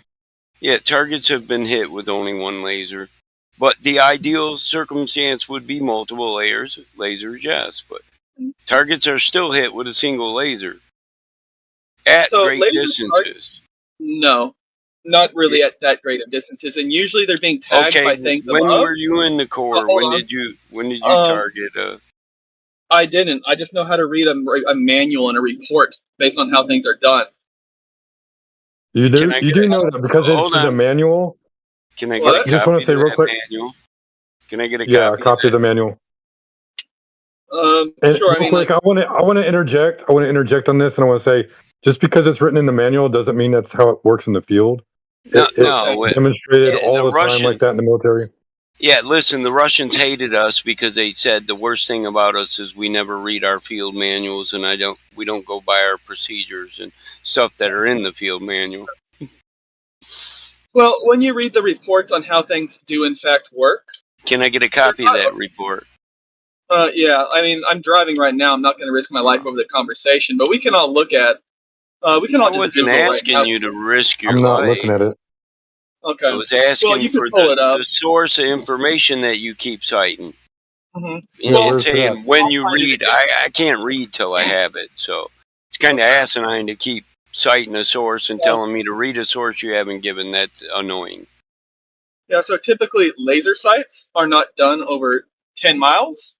They're usually done within half of a mile. Yeah, they're typically done within half of a mile. They typically require. Just typically saying that. It doesn't tell us what we can done or have done. So sometimes they're a mile. Sometimes you can really stretch them out to 2 miles. And at 2 miles, a laser tagging isn't really like something to suffice. They typically require one or more, like at least 2 tags to ensure proper alignment and proper targeting. And so you'll usually get ships, or it's usually from planes when you're doing the air targeting, the laser problem tagging. in combat. And it's not even laser tagging. It's like a radar. The problem is during combat we actually don't have time or the opportunity to follow every manual and every procedure. So sometimes we just adapt and go outside of that. You're saying typically doesn't mean never done. I need to head off. Usually the lasers are just done to confirm the exact GPS coordinates, of which a GPS system is then used to.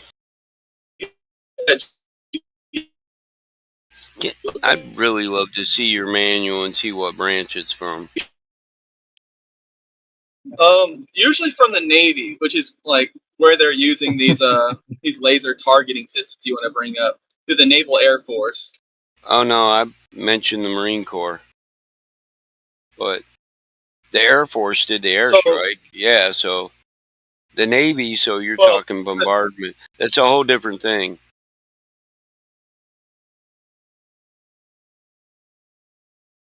No, when they do airstrikes, it's definitely not over the course of 10 miles, because when they're doing airstrikes, they require like actual line of sight from the plane Not all itself for proper airstrikes targeting. are done the exact same way. I don't know what you mean. And then when we fire those cruise missiles, usually the cruise missiles have an onboard targeting system, of which the laser fired from the ship just gets in the general direction that the cruise missile needs to go. Then it targets itself in with its own onboard targeting system. Yeah, once again, I wasn't talking about Navy strikes from Okay, a well, I pretty much battleship. just brought up just about every single thing that you could, from cruise missiles to airstrikes, and the utilization thereof. So I don't know where you're getting this. Oh, super accurate, like laser tagging from 10 Listen, miles nobody out. said super accurate. Nobody You said did. super accurate. No, I didn't. I said that targets are hit. Okay, that would mean that it's super accurate if I can hit a target No, from it 10 miles wouldn't. with a fucking laser. No, it wouldn't mean super accurate. How big is the target? How much Well, you room just is said for that air? if You're an my awfully laser- vague person, dude. Can I get the manual you're reading from? Can you Hey, stop Battlemod. Hey, yelling? Battlemod. I know he's driving, but is he one of them road rage dudes? Calm down, man. Monotone your voice. Is super accurate in the actual manual? You ever seen super accurate No. before in the manual? No, no. I'm just making When sure. you were describing it as hitting a target, like a tank, I like a don't bunker, care like a about how building you from feel 10 miles about out. my. Oh, you want to talk about tanks, huh? Yeah, I just want to read your manual. That's all, so I can see where you're reading from. Is it a generalized article, specific article? How old is it? What was I the bet the technology then Navy.mil article. versus the technology now? Well, go in reference to cruise missiles and how I they want to know what target. the And then there's FM is. another one based on how. God. There's another. What FM is it? He's a liar. And there's another one based. Listen, now you're just repeating yourself, bro.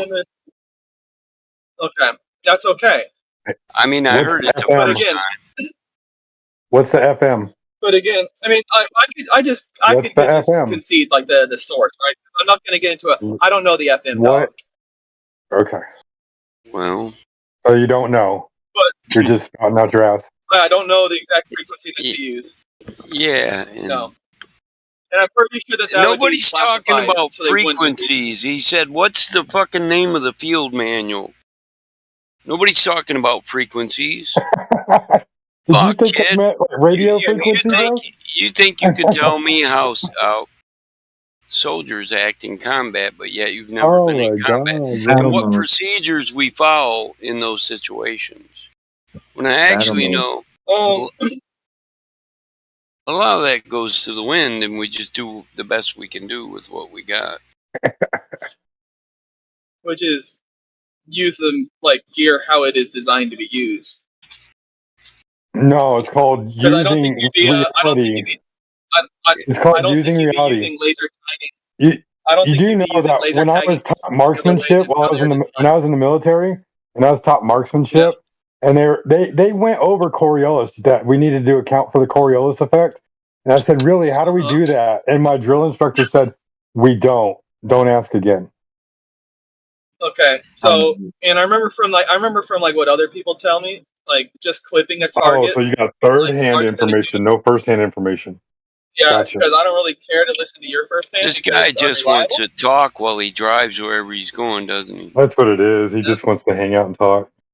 Yeah. Are you so lonely? because I've seen the because I've seen the I difference think he between, is. I don't know. Can I quickly interject? because I've seen yeah, because if you want to bring up like the Coriolis, perhaps to Until pass you your bring up the marksmanship- field manual you're reading from, I'm really just going to hand wave this. I'll be honest Okay, with that's you. fine. Yeah. Well, in regards to the Coriolis comment, probably not in order to hit like the easy target that is like the marksmanship training. Can I quickly understand Coriolis topic? Actually, in sharpshooter, I did learn one Coriolis effect, the Mangus effect, but it has to do with a rotating projectile. Magnus. Magnus. Rotating projectile propagating through an atmosphere with a spin, either right or left, causes right-hand drag or left-hand drag, and that's due to rifle barreling. That's the only Coriolis I know that we actually account for at any long distance. So right and left hand drag. Depending on barrel rifling and rotation of projectile, yes, sir. No. No up and down. Can I get the floor now for just a Up quick and second? down is a muzzle velocity or a ballistic wasn't there capability of the an round American issue. sniper that needed to calculate the rotation of Earth to hit a target, like the Well, longest I've snipe in heard the world? that assertion. Wasn't there a shot that was like 2.5 miles, and the guy never accounted for the Coriolis, and he shot out a quarter or something like that? That was the Canadian that set the world record. Yeah. Yep. There's a new world record out of Ukraine now. Yep. 2.2 or something like that, right? Yeah, some crazy ass shit. I generally keep up with that. I'm an avid hunter and marksman. We shoot competition here in Michigan. My daughter's number 2 in the state in her age bracket. Woo woo! Yeah, I'm pretty Shout out proud to the of her. dads and daughters. Yeah, I like those pictures where we're both holding our handguns, you know.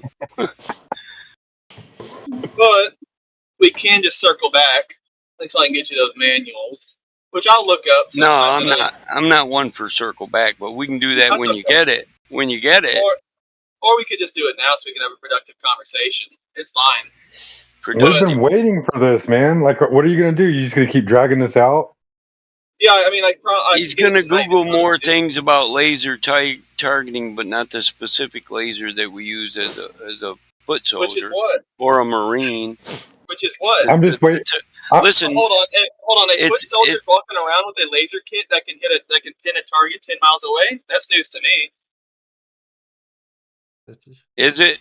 I bet Yeah. it would be, since you've never been in service. So why is that not surprising? Do what? Well, you've never been in service, so Well, anything considering the fact- about combat should be news to you. Well, I don't have to be in combat to like keep up with like what gear people are using.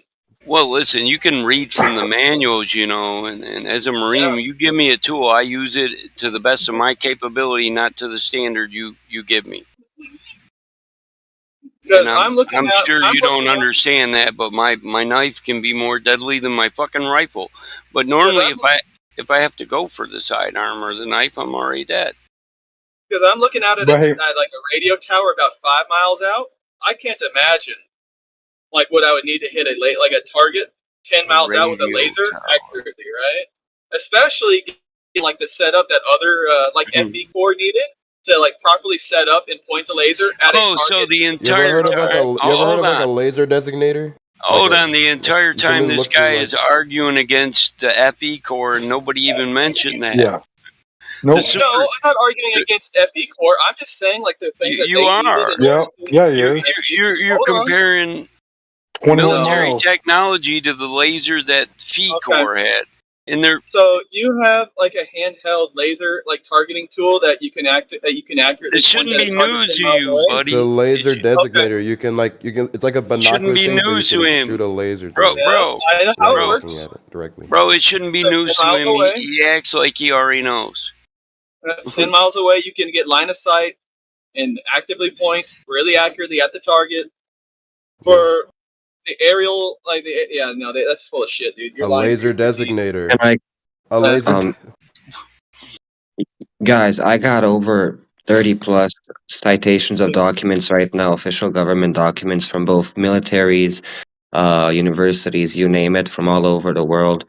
Right now it's primarily from the US, I believe, and the UK, talking about ballistic missiles, air propagation, how planes fly, everything, you name it. If you want, with the page numbers where it mentions everything, if you want me, I can cite everything for you guys. I want the field manual he's looking at. Yeah. About how a ballistic missile leads itself into a target. Everything is in. 1 second, let me find Or that one. not a ballistic, I'm sorry, a cruise missile. Or how an A-10 knows where to fire. I can Hey, start reading it Battle off, and you can read it all, man.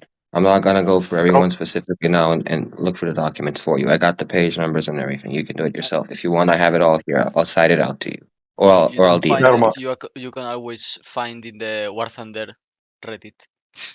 Real quick, Battle Mod, check your DMs, bro, and don't say anything though. Just check your DMs, and we'll laugh about it later. But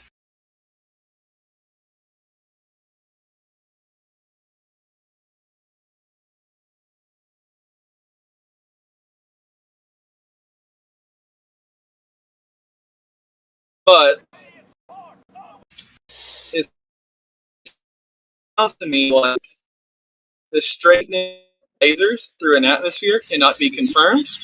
Therefore, it can't be used as a reference for straightening.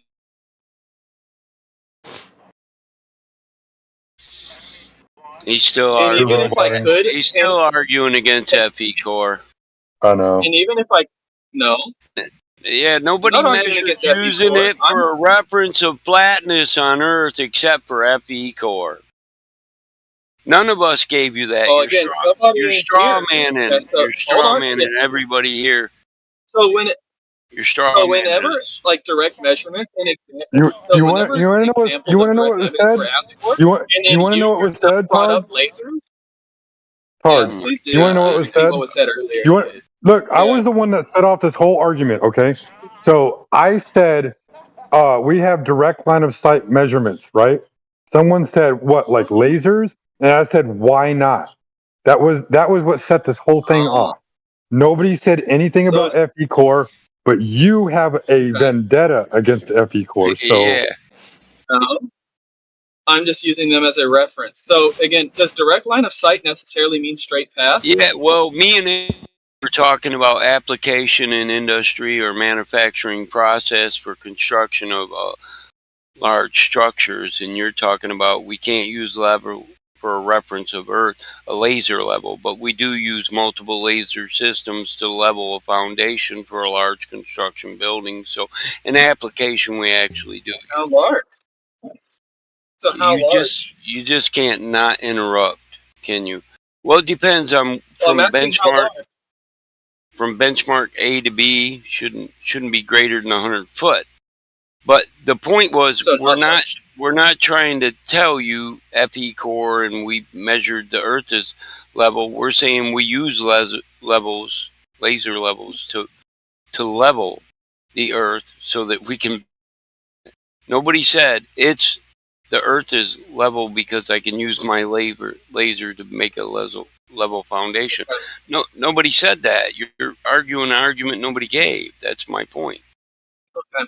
So is there any direct measurement that we can use in order to confirm that water is in fact flat? Okay, over long distances, I should say. I can see. sure, over a frozen lake. Oh my How about that? Over a frozen lake? Yeah, he's gonna Sure. go right back to FE core. Okay, so what are we gonna do? How do we Huh? measure that the frozen lake is in fact like flat We'll put over lights like 20 at. miles?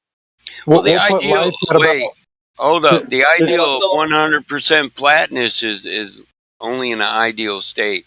It's theoretical, being truly flat. That's why we Okay, use then the I'll word just say this. level. That's why we use the word level.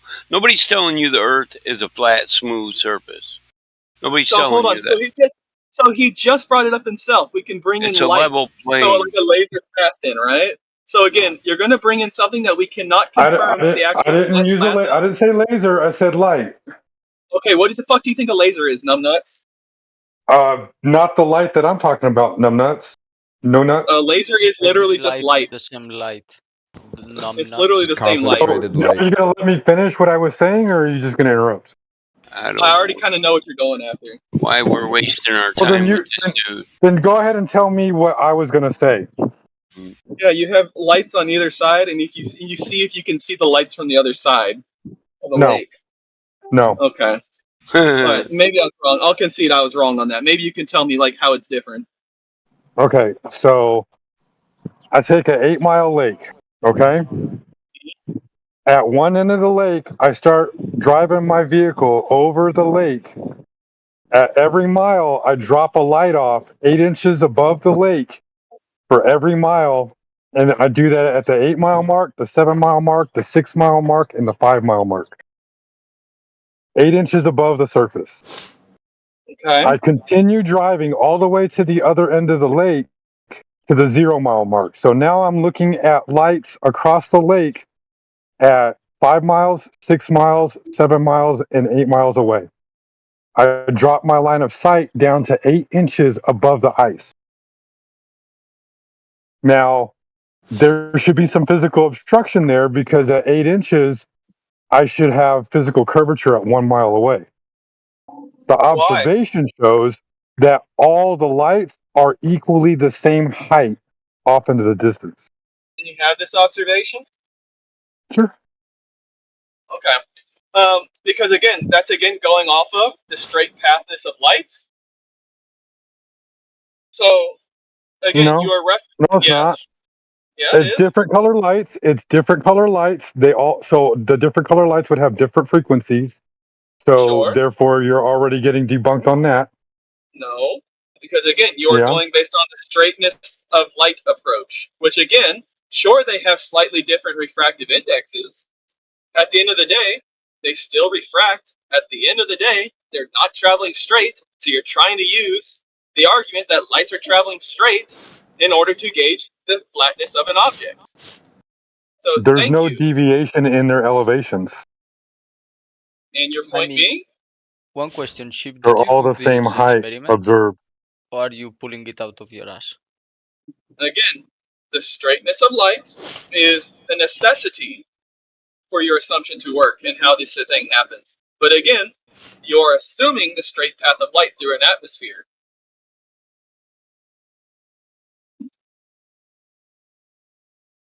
There you go. Y'all go have fun.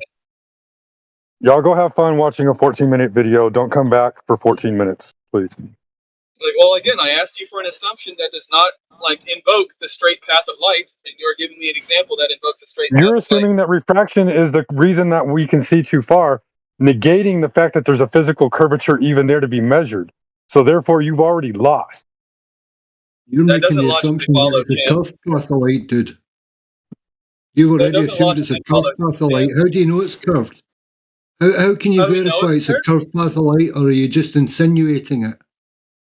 Am I just insinuating that the light has a curved path? Well, we know that we know that all light has curvature through the atmosphere.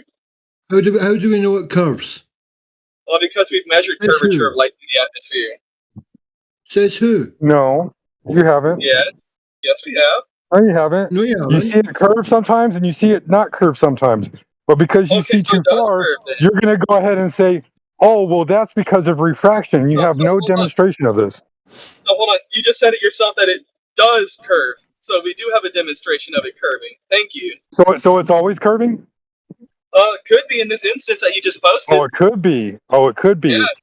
You have no, but you have no proof that it is curving all the time. Well first of all, we do know that. Hold on. First of all, we already know that it sometimes curves. So for you to even invoke this as evidence without evidence that it is not curving, just shows a dishonesty on your part. Because we know that, hey, sometimes, a lot of the time, usually this is the case where light bends. You're roboting, so you're making absolutely no sense.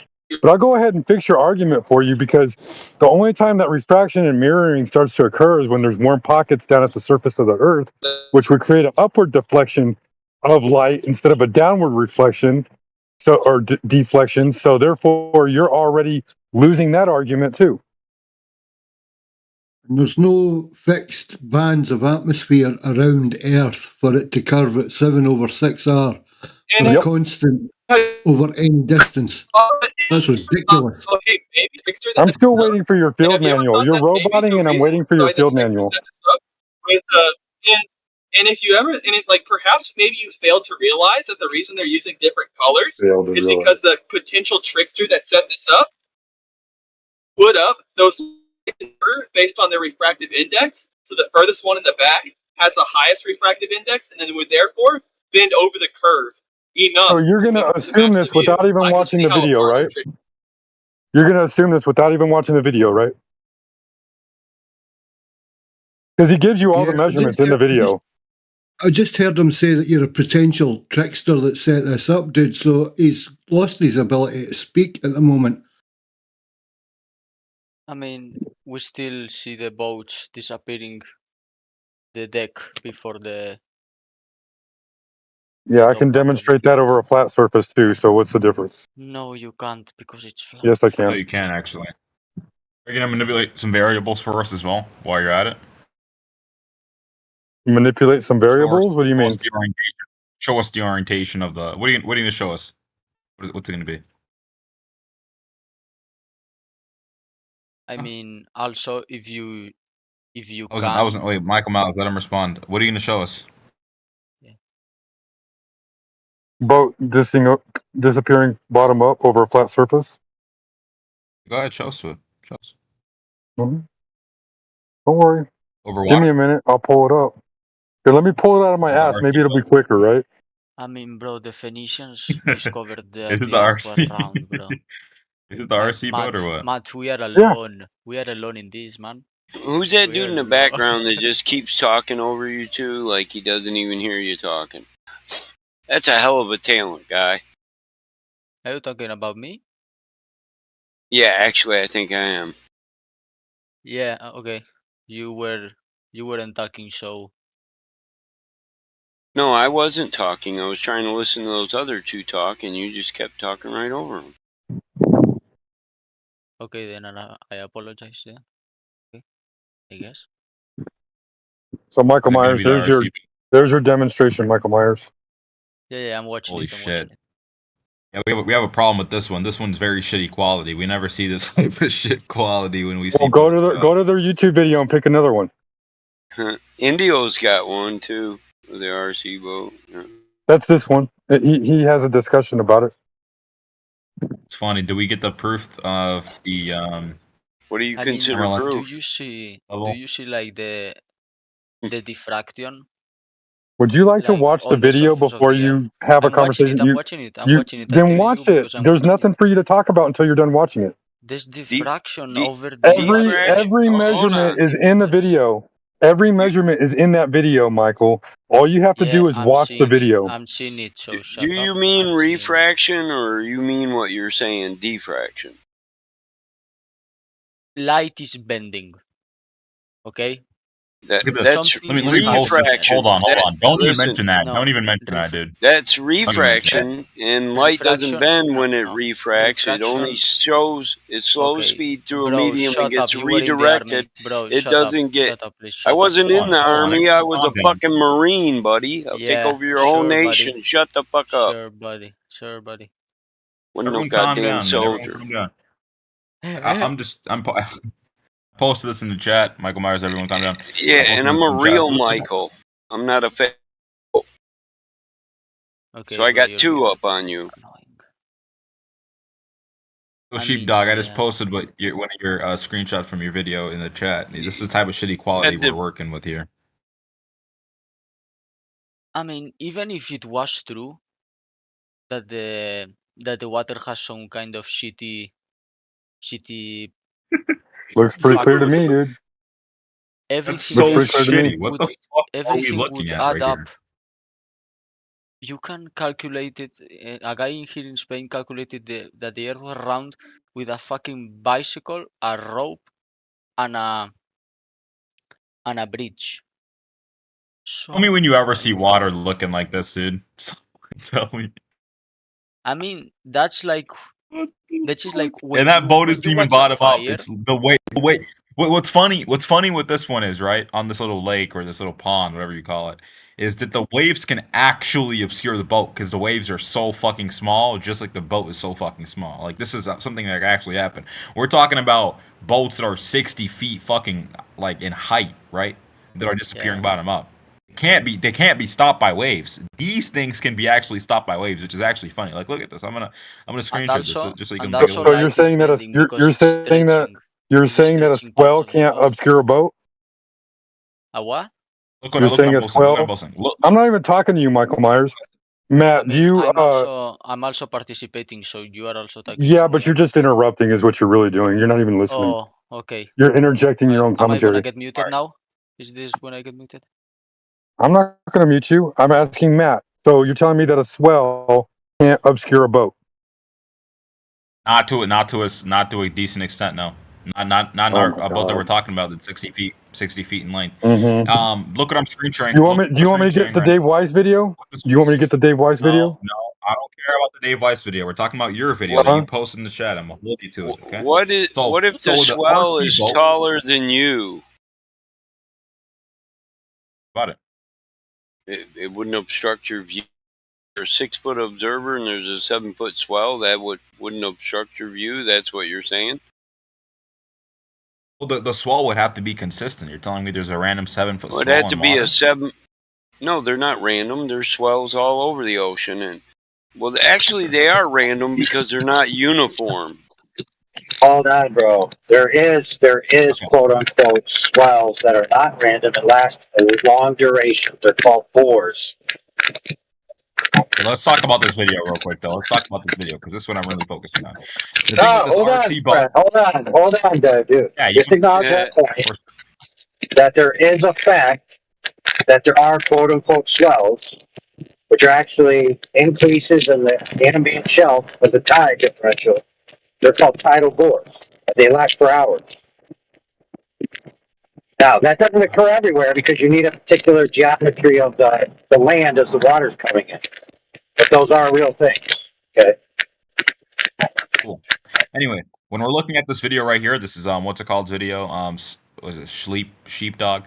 The boat is small. This RC boat is so small that when it's over this little pond, the water can actually obscure the bottom of the boat. It can actually obscure it by covering it. It's not really. It's actually blocking it, not disappearing bottom up. It's physically blocking it. Well, the oceans is that what's happening in the video? Well, the oceans are looking at right here. Hold on, wait. Is that what is happening in the video? Yep. Exactly what's happening. I'm showing you. I'm screen sharing for you. Yeah. Are you gonna literally? That's not what happened. It's happening in the video. Let me ask you another question. At what eye level is the camera right now? It's in the video. Go watch it. Why don't you know? Why don't you know? This is your video. Why don't you know? Why do I need to know, dude? I'm making the same observation that you would make over any distance. I just scaled it over side. The camera doesn't matter. What the fuck? No, he didn't say it doesn't matter. He said it's in the video. Yeah, but he should be able to tell me the eye level. He should know his own evidence, though. That's a valid point. No, it He doesn't should at least say be able to know the height of the and camera. be like, well, it's above this. Tell you what, I'll go get it for you. How about that? Crazy how you didn't even know. It was 2 inches above the water surface, the camera lens. Just 2 inches. Think about how 2 inches, just how tall 2 inches is. You're telling me about Ahmad in an honest now, conversation. dig this here, Matt. Hold on, let me just finish this real quick. You're telling me that the waves can't obscure 2 inches? Listen, to ratio and scale, if you swell it up, then it's comparable to the oceans in a full-size boat. Then it's 6-foot observer. So yeah, I wouldn't expect to have large swells on this small pond that the RC's on, but I wouldn't expect to have small swells on the ocean either. So yeah, it's realistic. It's what you see in reality. We're talking about 60 feet boats, dude. I know, but I've been on an aircraft carrier, an naval destroyer before, and I know there's been boats like 6 miles out on the horizon that we couldn't see just because of the choppy water. And people were watching and waiting for eye contact till we seen them. So it can happen in real life, in real size boats too, because the ocean is vast compared to the fucking vessel. Sure. Again, I'm just saying, when we're working with 2 inches, we're working with a really small RC boat on a pond. We're working with the waves that can go above 2 inches.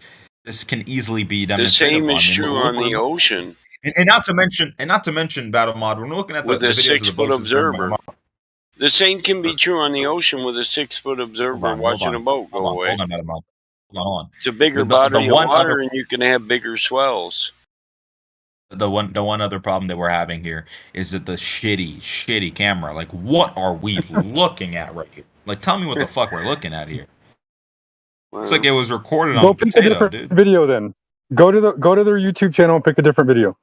Yeah. They have multiple different boats, multiple different observations, multiple different heights, multiple different distances.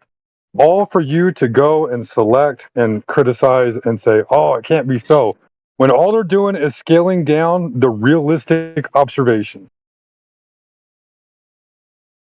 RC yacht. It's always going to be on the shitty potato camera.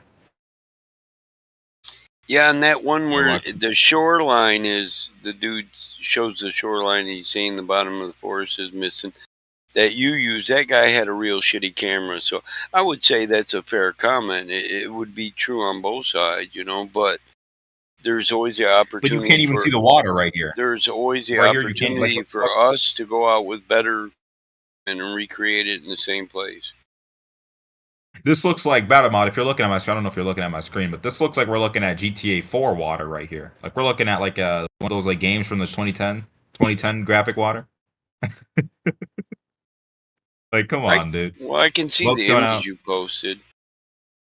And so it is close to the surface, but relationship, a 6-foot observer looking over a vast ocean, it seems scalable to me. It's relatable. Because you can have a 30-foot wave, 15-foot swells, weather, all that on the ocean. So 30-foot wave that's going to be consistent enough. Listen, dude, you guys, all you guys, flat earthers and globers, act like the water is a perfectly calm surface. This just isn't fucking true. We're looking at this boat. There's no. I'm looking at this other video. You told me to look at this other video, Sheepdog. There's really no bottom-up obstruction in this one either.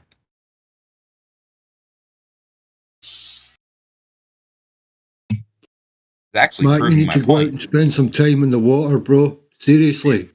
Yeah, moving. The amount of footage that can disappear in elevation when you're in a dip and an RV and our vessel is behind a swell is phenomenal, mate. Seriously. You need to go out and experience it. If you can't understand it, go out on boats, mate. Go muck about with it and get a feel for it. Yeah, we see it even on the Great Lakes, depending on the weather. When we go out in our cabin cruiser, we go salmon fishing. There can be boats real close to you, and you don't even know it. Yeah. Or we're looking at this video. That's on an inland. That's on an inland lake with a well, mine's a 36-foot cabin cruiser. So. Yeah, but we're looking at Sheep's video that I'm screen sharing right now, and the boat isn't even disappearing bottom up, and then it's doing some funny shit. Like, what the fuck is that?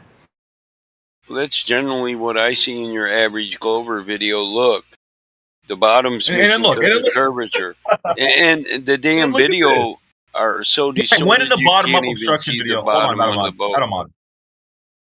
Sure. Bottom out. We can literally see the entirety of the boat. It's literally just 120. Hold on, let me look at your screen, bro. Look at this shit. I think you're not looking at my screen, but look at what we're looking at right now. What the fuck?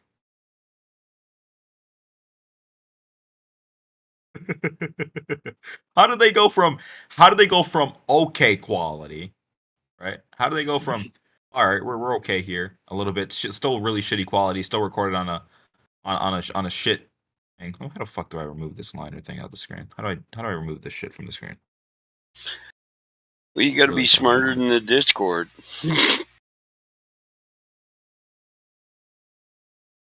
Anyway, so we're looking at this, right?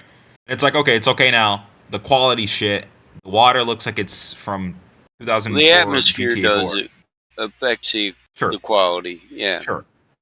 But then look at this. You're telling me this is come on, dude. When do you see this in the bottom up obstruction videos? Come on, man. The fuck is that? The fuck is that? That's enough. I think the RC boat. It's moving so fast that the shutter capability is being exceeded. Yeah, I'm with you. And I don't know, man. That's weird.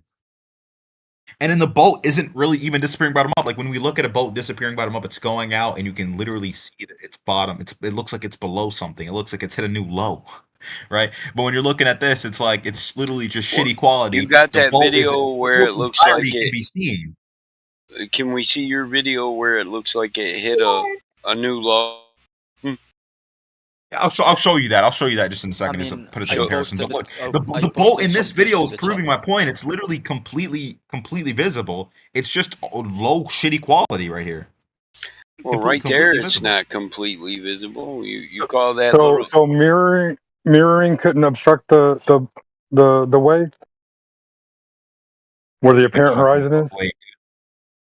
You can see the entirety of the boat. It's literally just shitty quality, dude. Look at this. Look at this. That's not the entirety of the boat. Listen, bro. That's not the entirety of the boat. That's the top of the boat. That's a distortion of reality That's the top. because Okay. because it's outside the capability of the fucking camera. But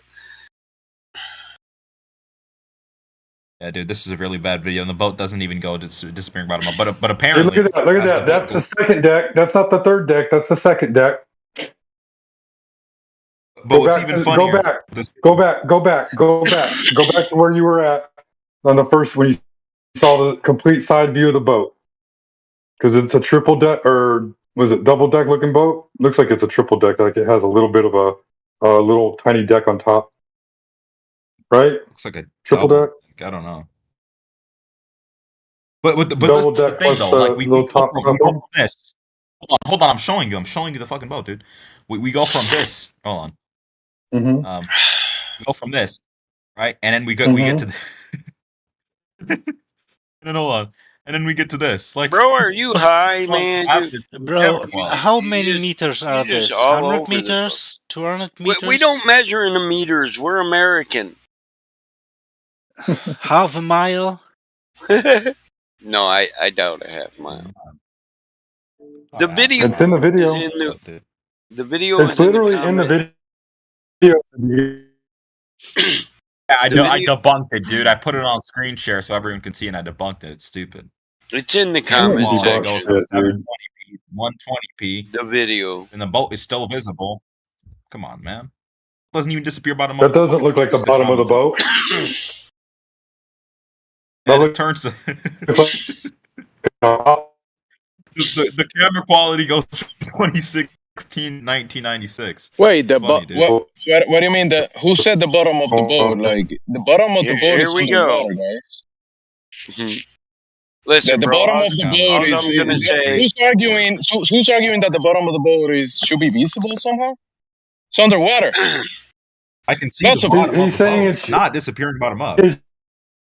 Shitty quality.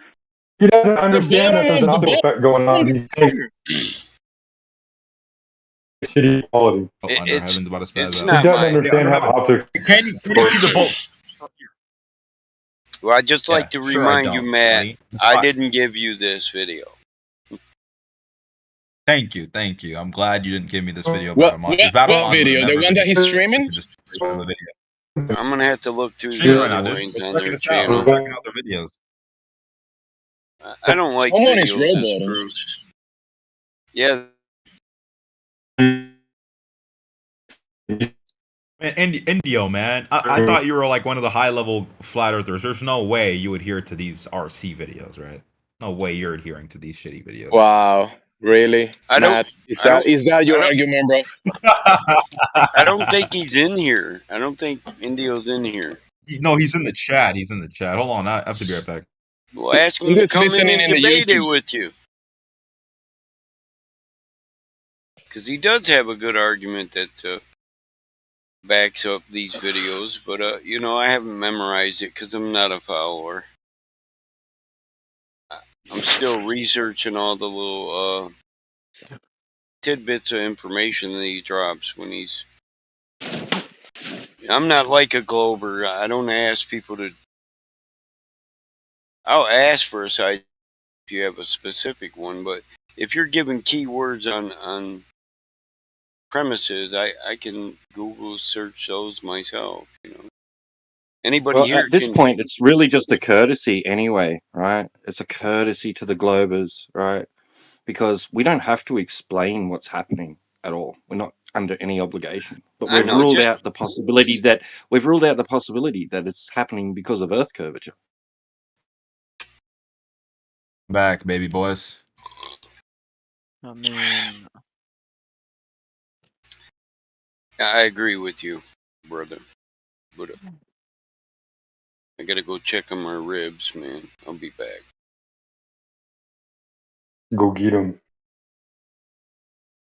It's funny though. It's funny. This is a hilarious video. Gotta point and laugh at it. I'm glad you're enjoying it because it's anything but Earth curve that's obstructing it, right? It's definitely not proof for a curve. Oh, actually, let's look at some. Let's look at some. Matt, wasn't there a video of some Russian guys? I think it was that put two things on a beach, made two holes on them at the same height, and they should be able to see through both holes, but they didn't.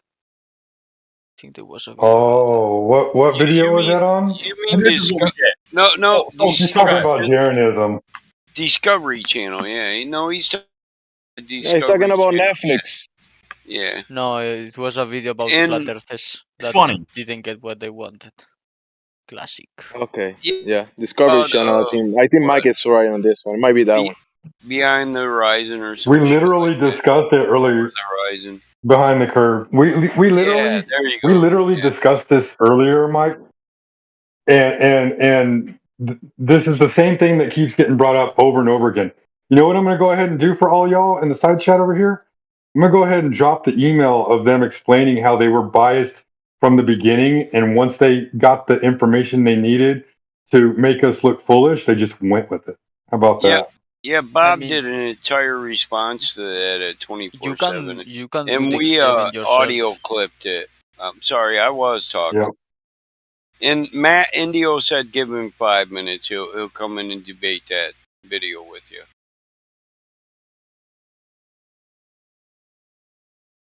Anyway, so yeah, Bob Nodell gave like an 8-minute presentation, and we clipped it up, and I still have it in my playlist. If you want me to, I can drop that Nice. too, where he fully explains how how they basically butchered the entire thing just so that way they could create a hit piece.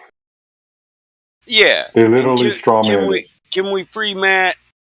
Matt's being pretty cordial today, bro. Yeah, Matt has been respectful all the way. Yeah. I think he has. I like Matt.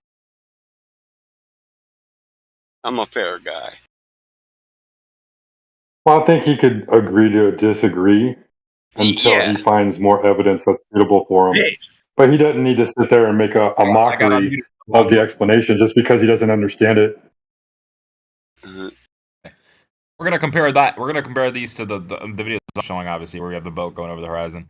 It's not turning into like shitty pixel quality, though. That's the thing with these videos, right? Well, they got better cameras, yeah. So some of that crap you're pointing to is just a movement that goes beyond the shutter capability. But wouldn't you expect what about this video, like, Matt? Hold on. Let me. Matt, wouldn't you expect better cameras? What about this video? Gave me about 4 different videos. This video. Wouldn't you expect better camera? This video that. All right, go ahead, talk. Shit. Wouldn't you expect better camera? Wouldn't you expect better angular resolution in a pond though, rather than at a beach? We're getting better angular resolution at a beach. Angular resolution is? You know what angular resolution is? Yes, I know what angular resolution is. Being able to resolve, obviously, things in images. All angular resolution is. Well, at 2 inches off of the water, you have a decreased angular resolution, right? Because you're closer to the surface, so your angle is shortened. Yeah.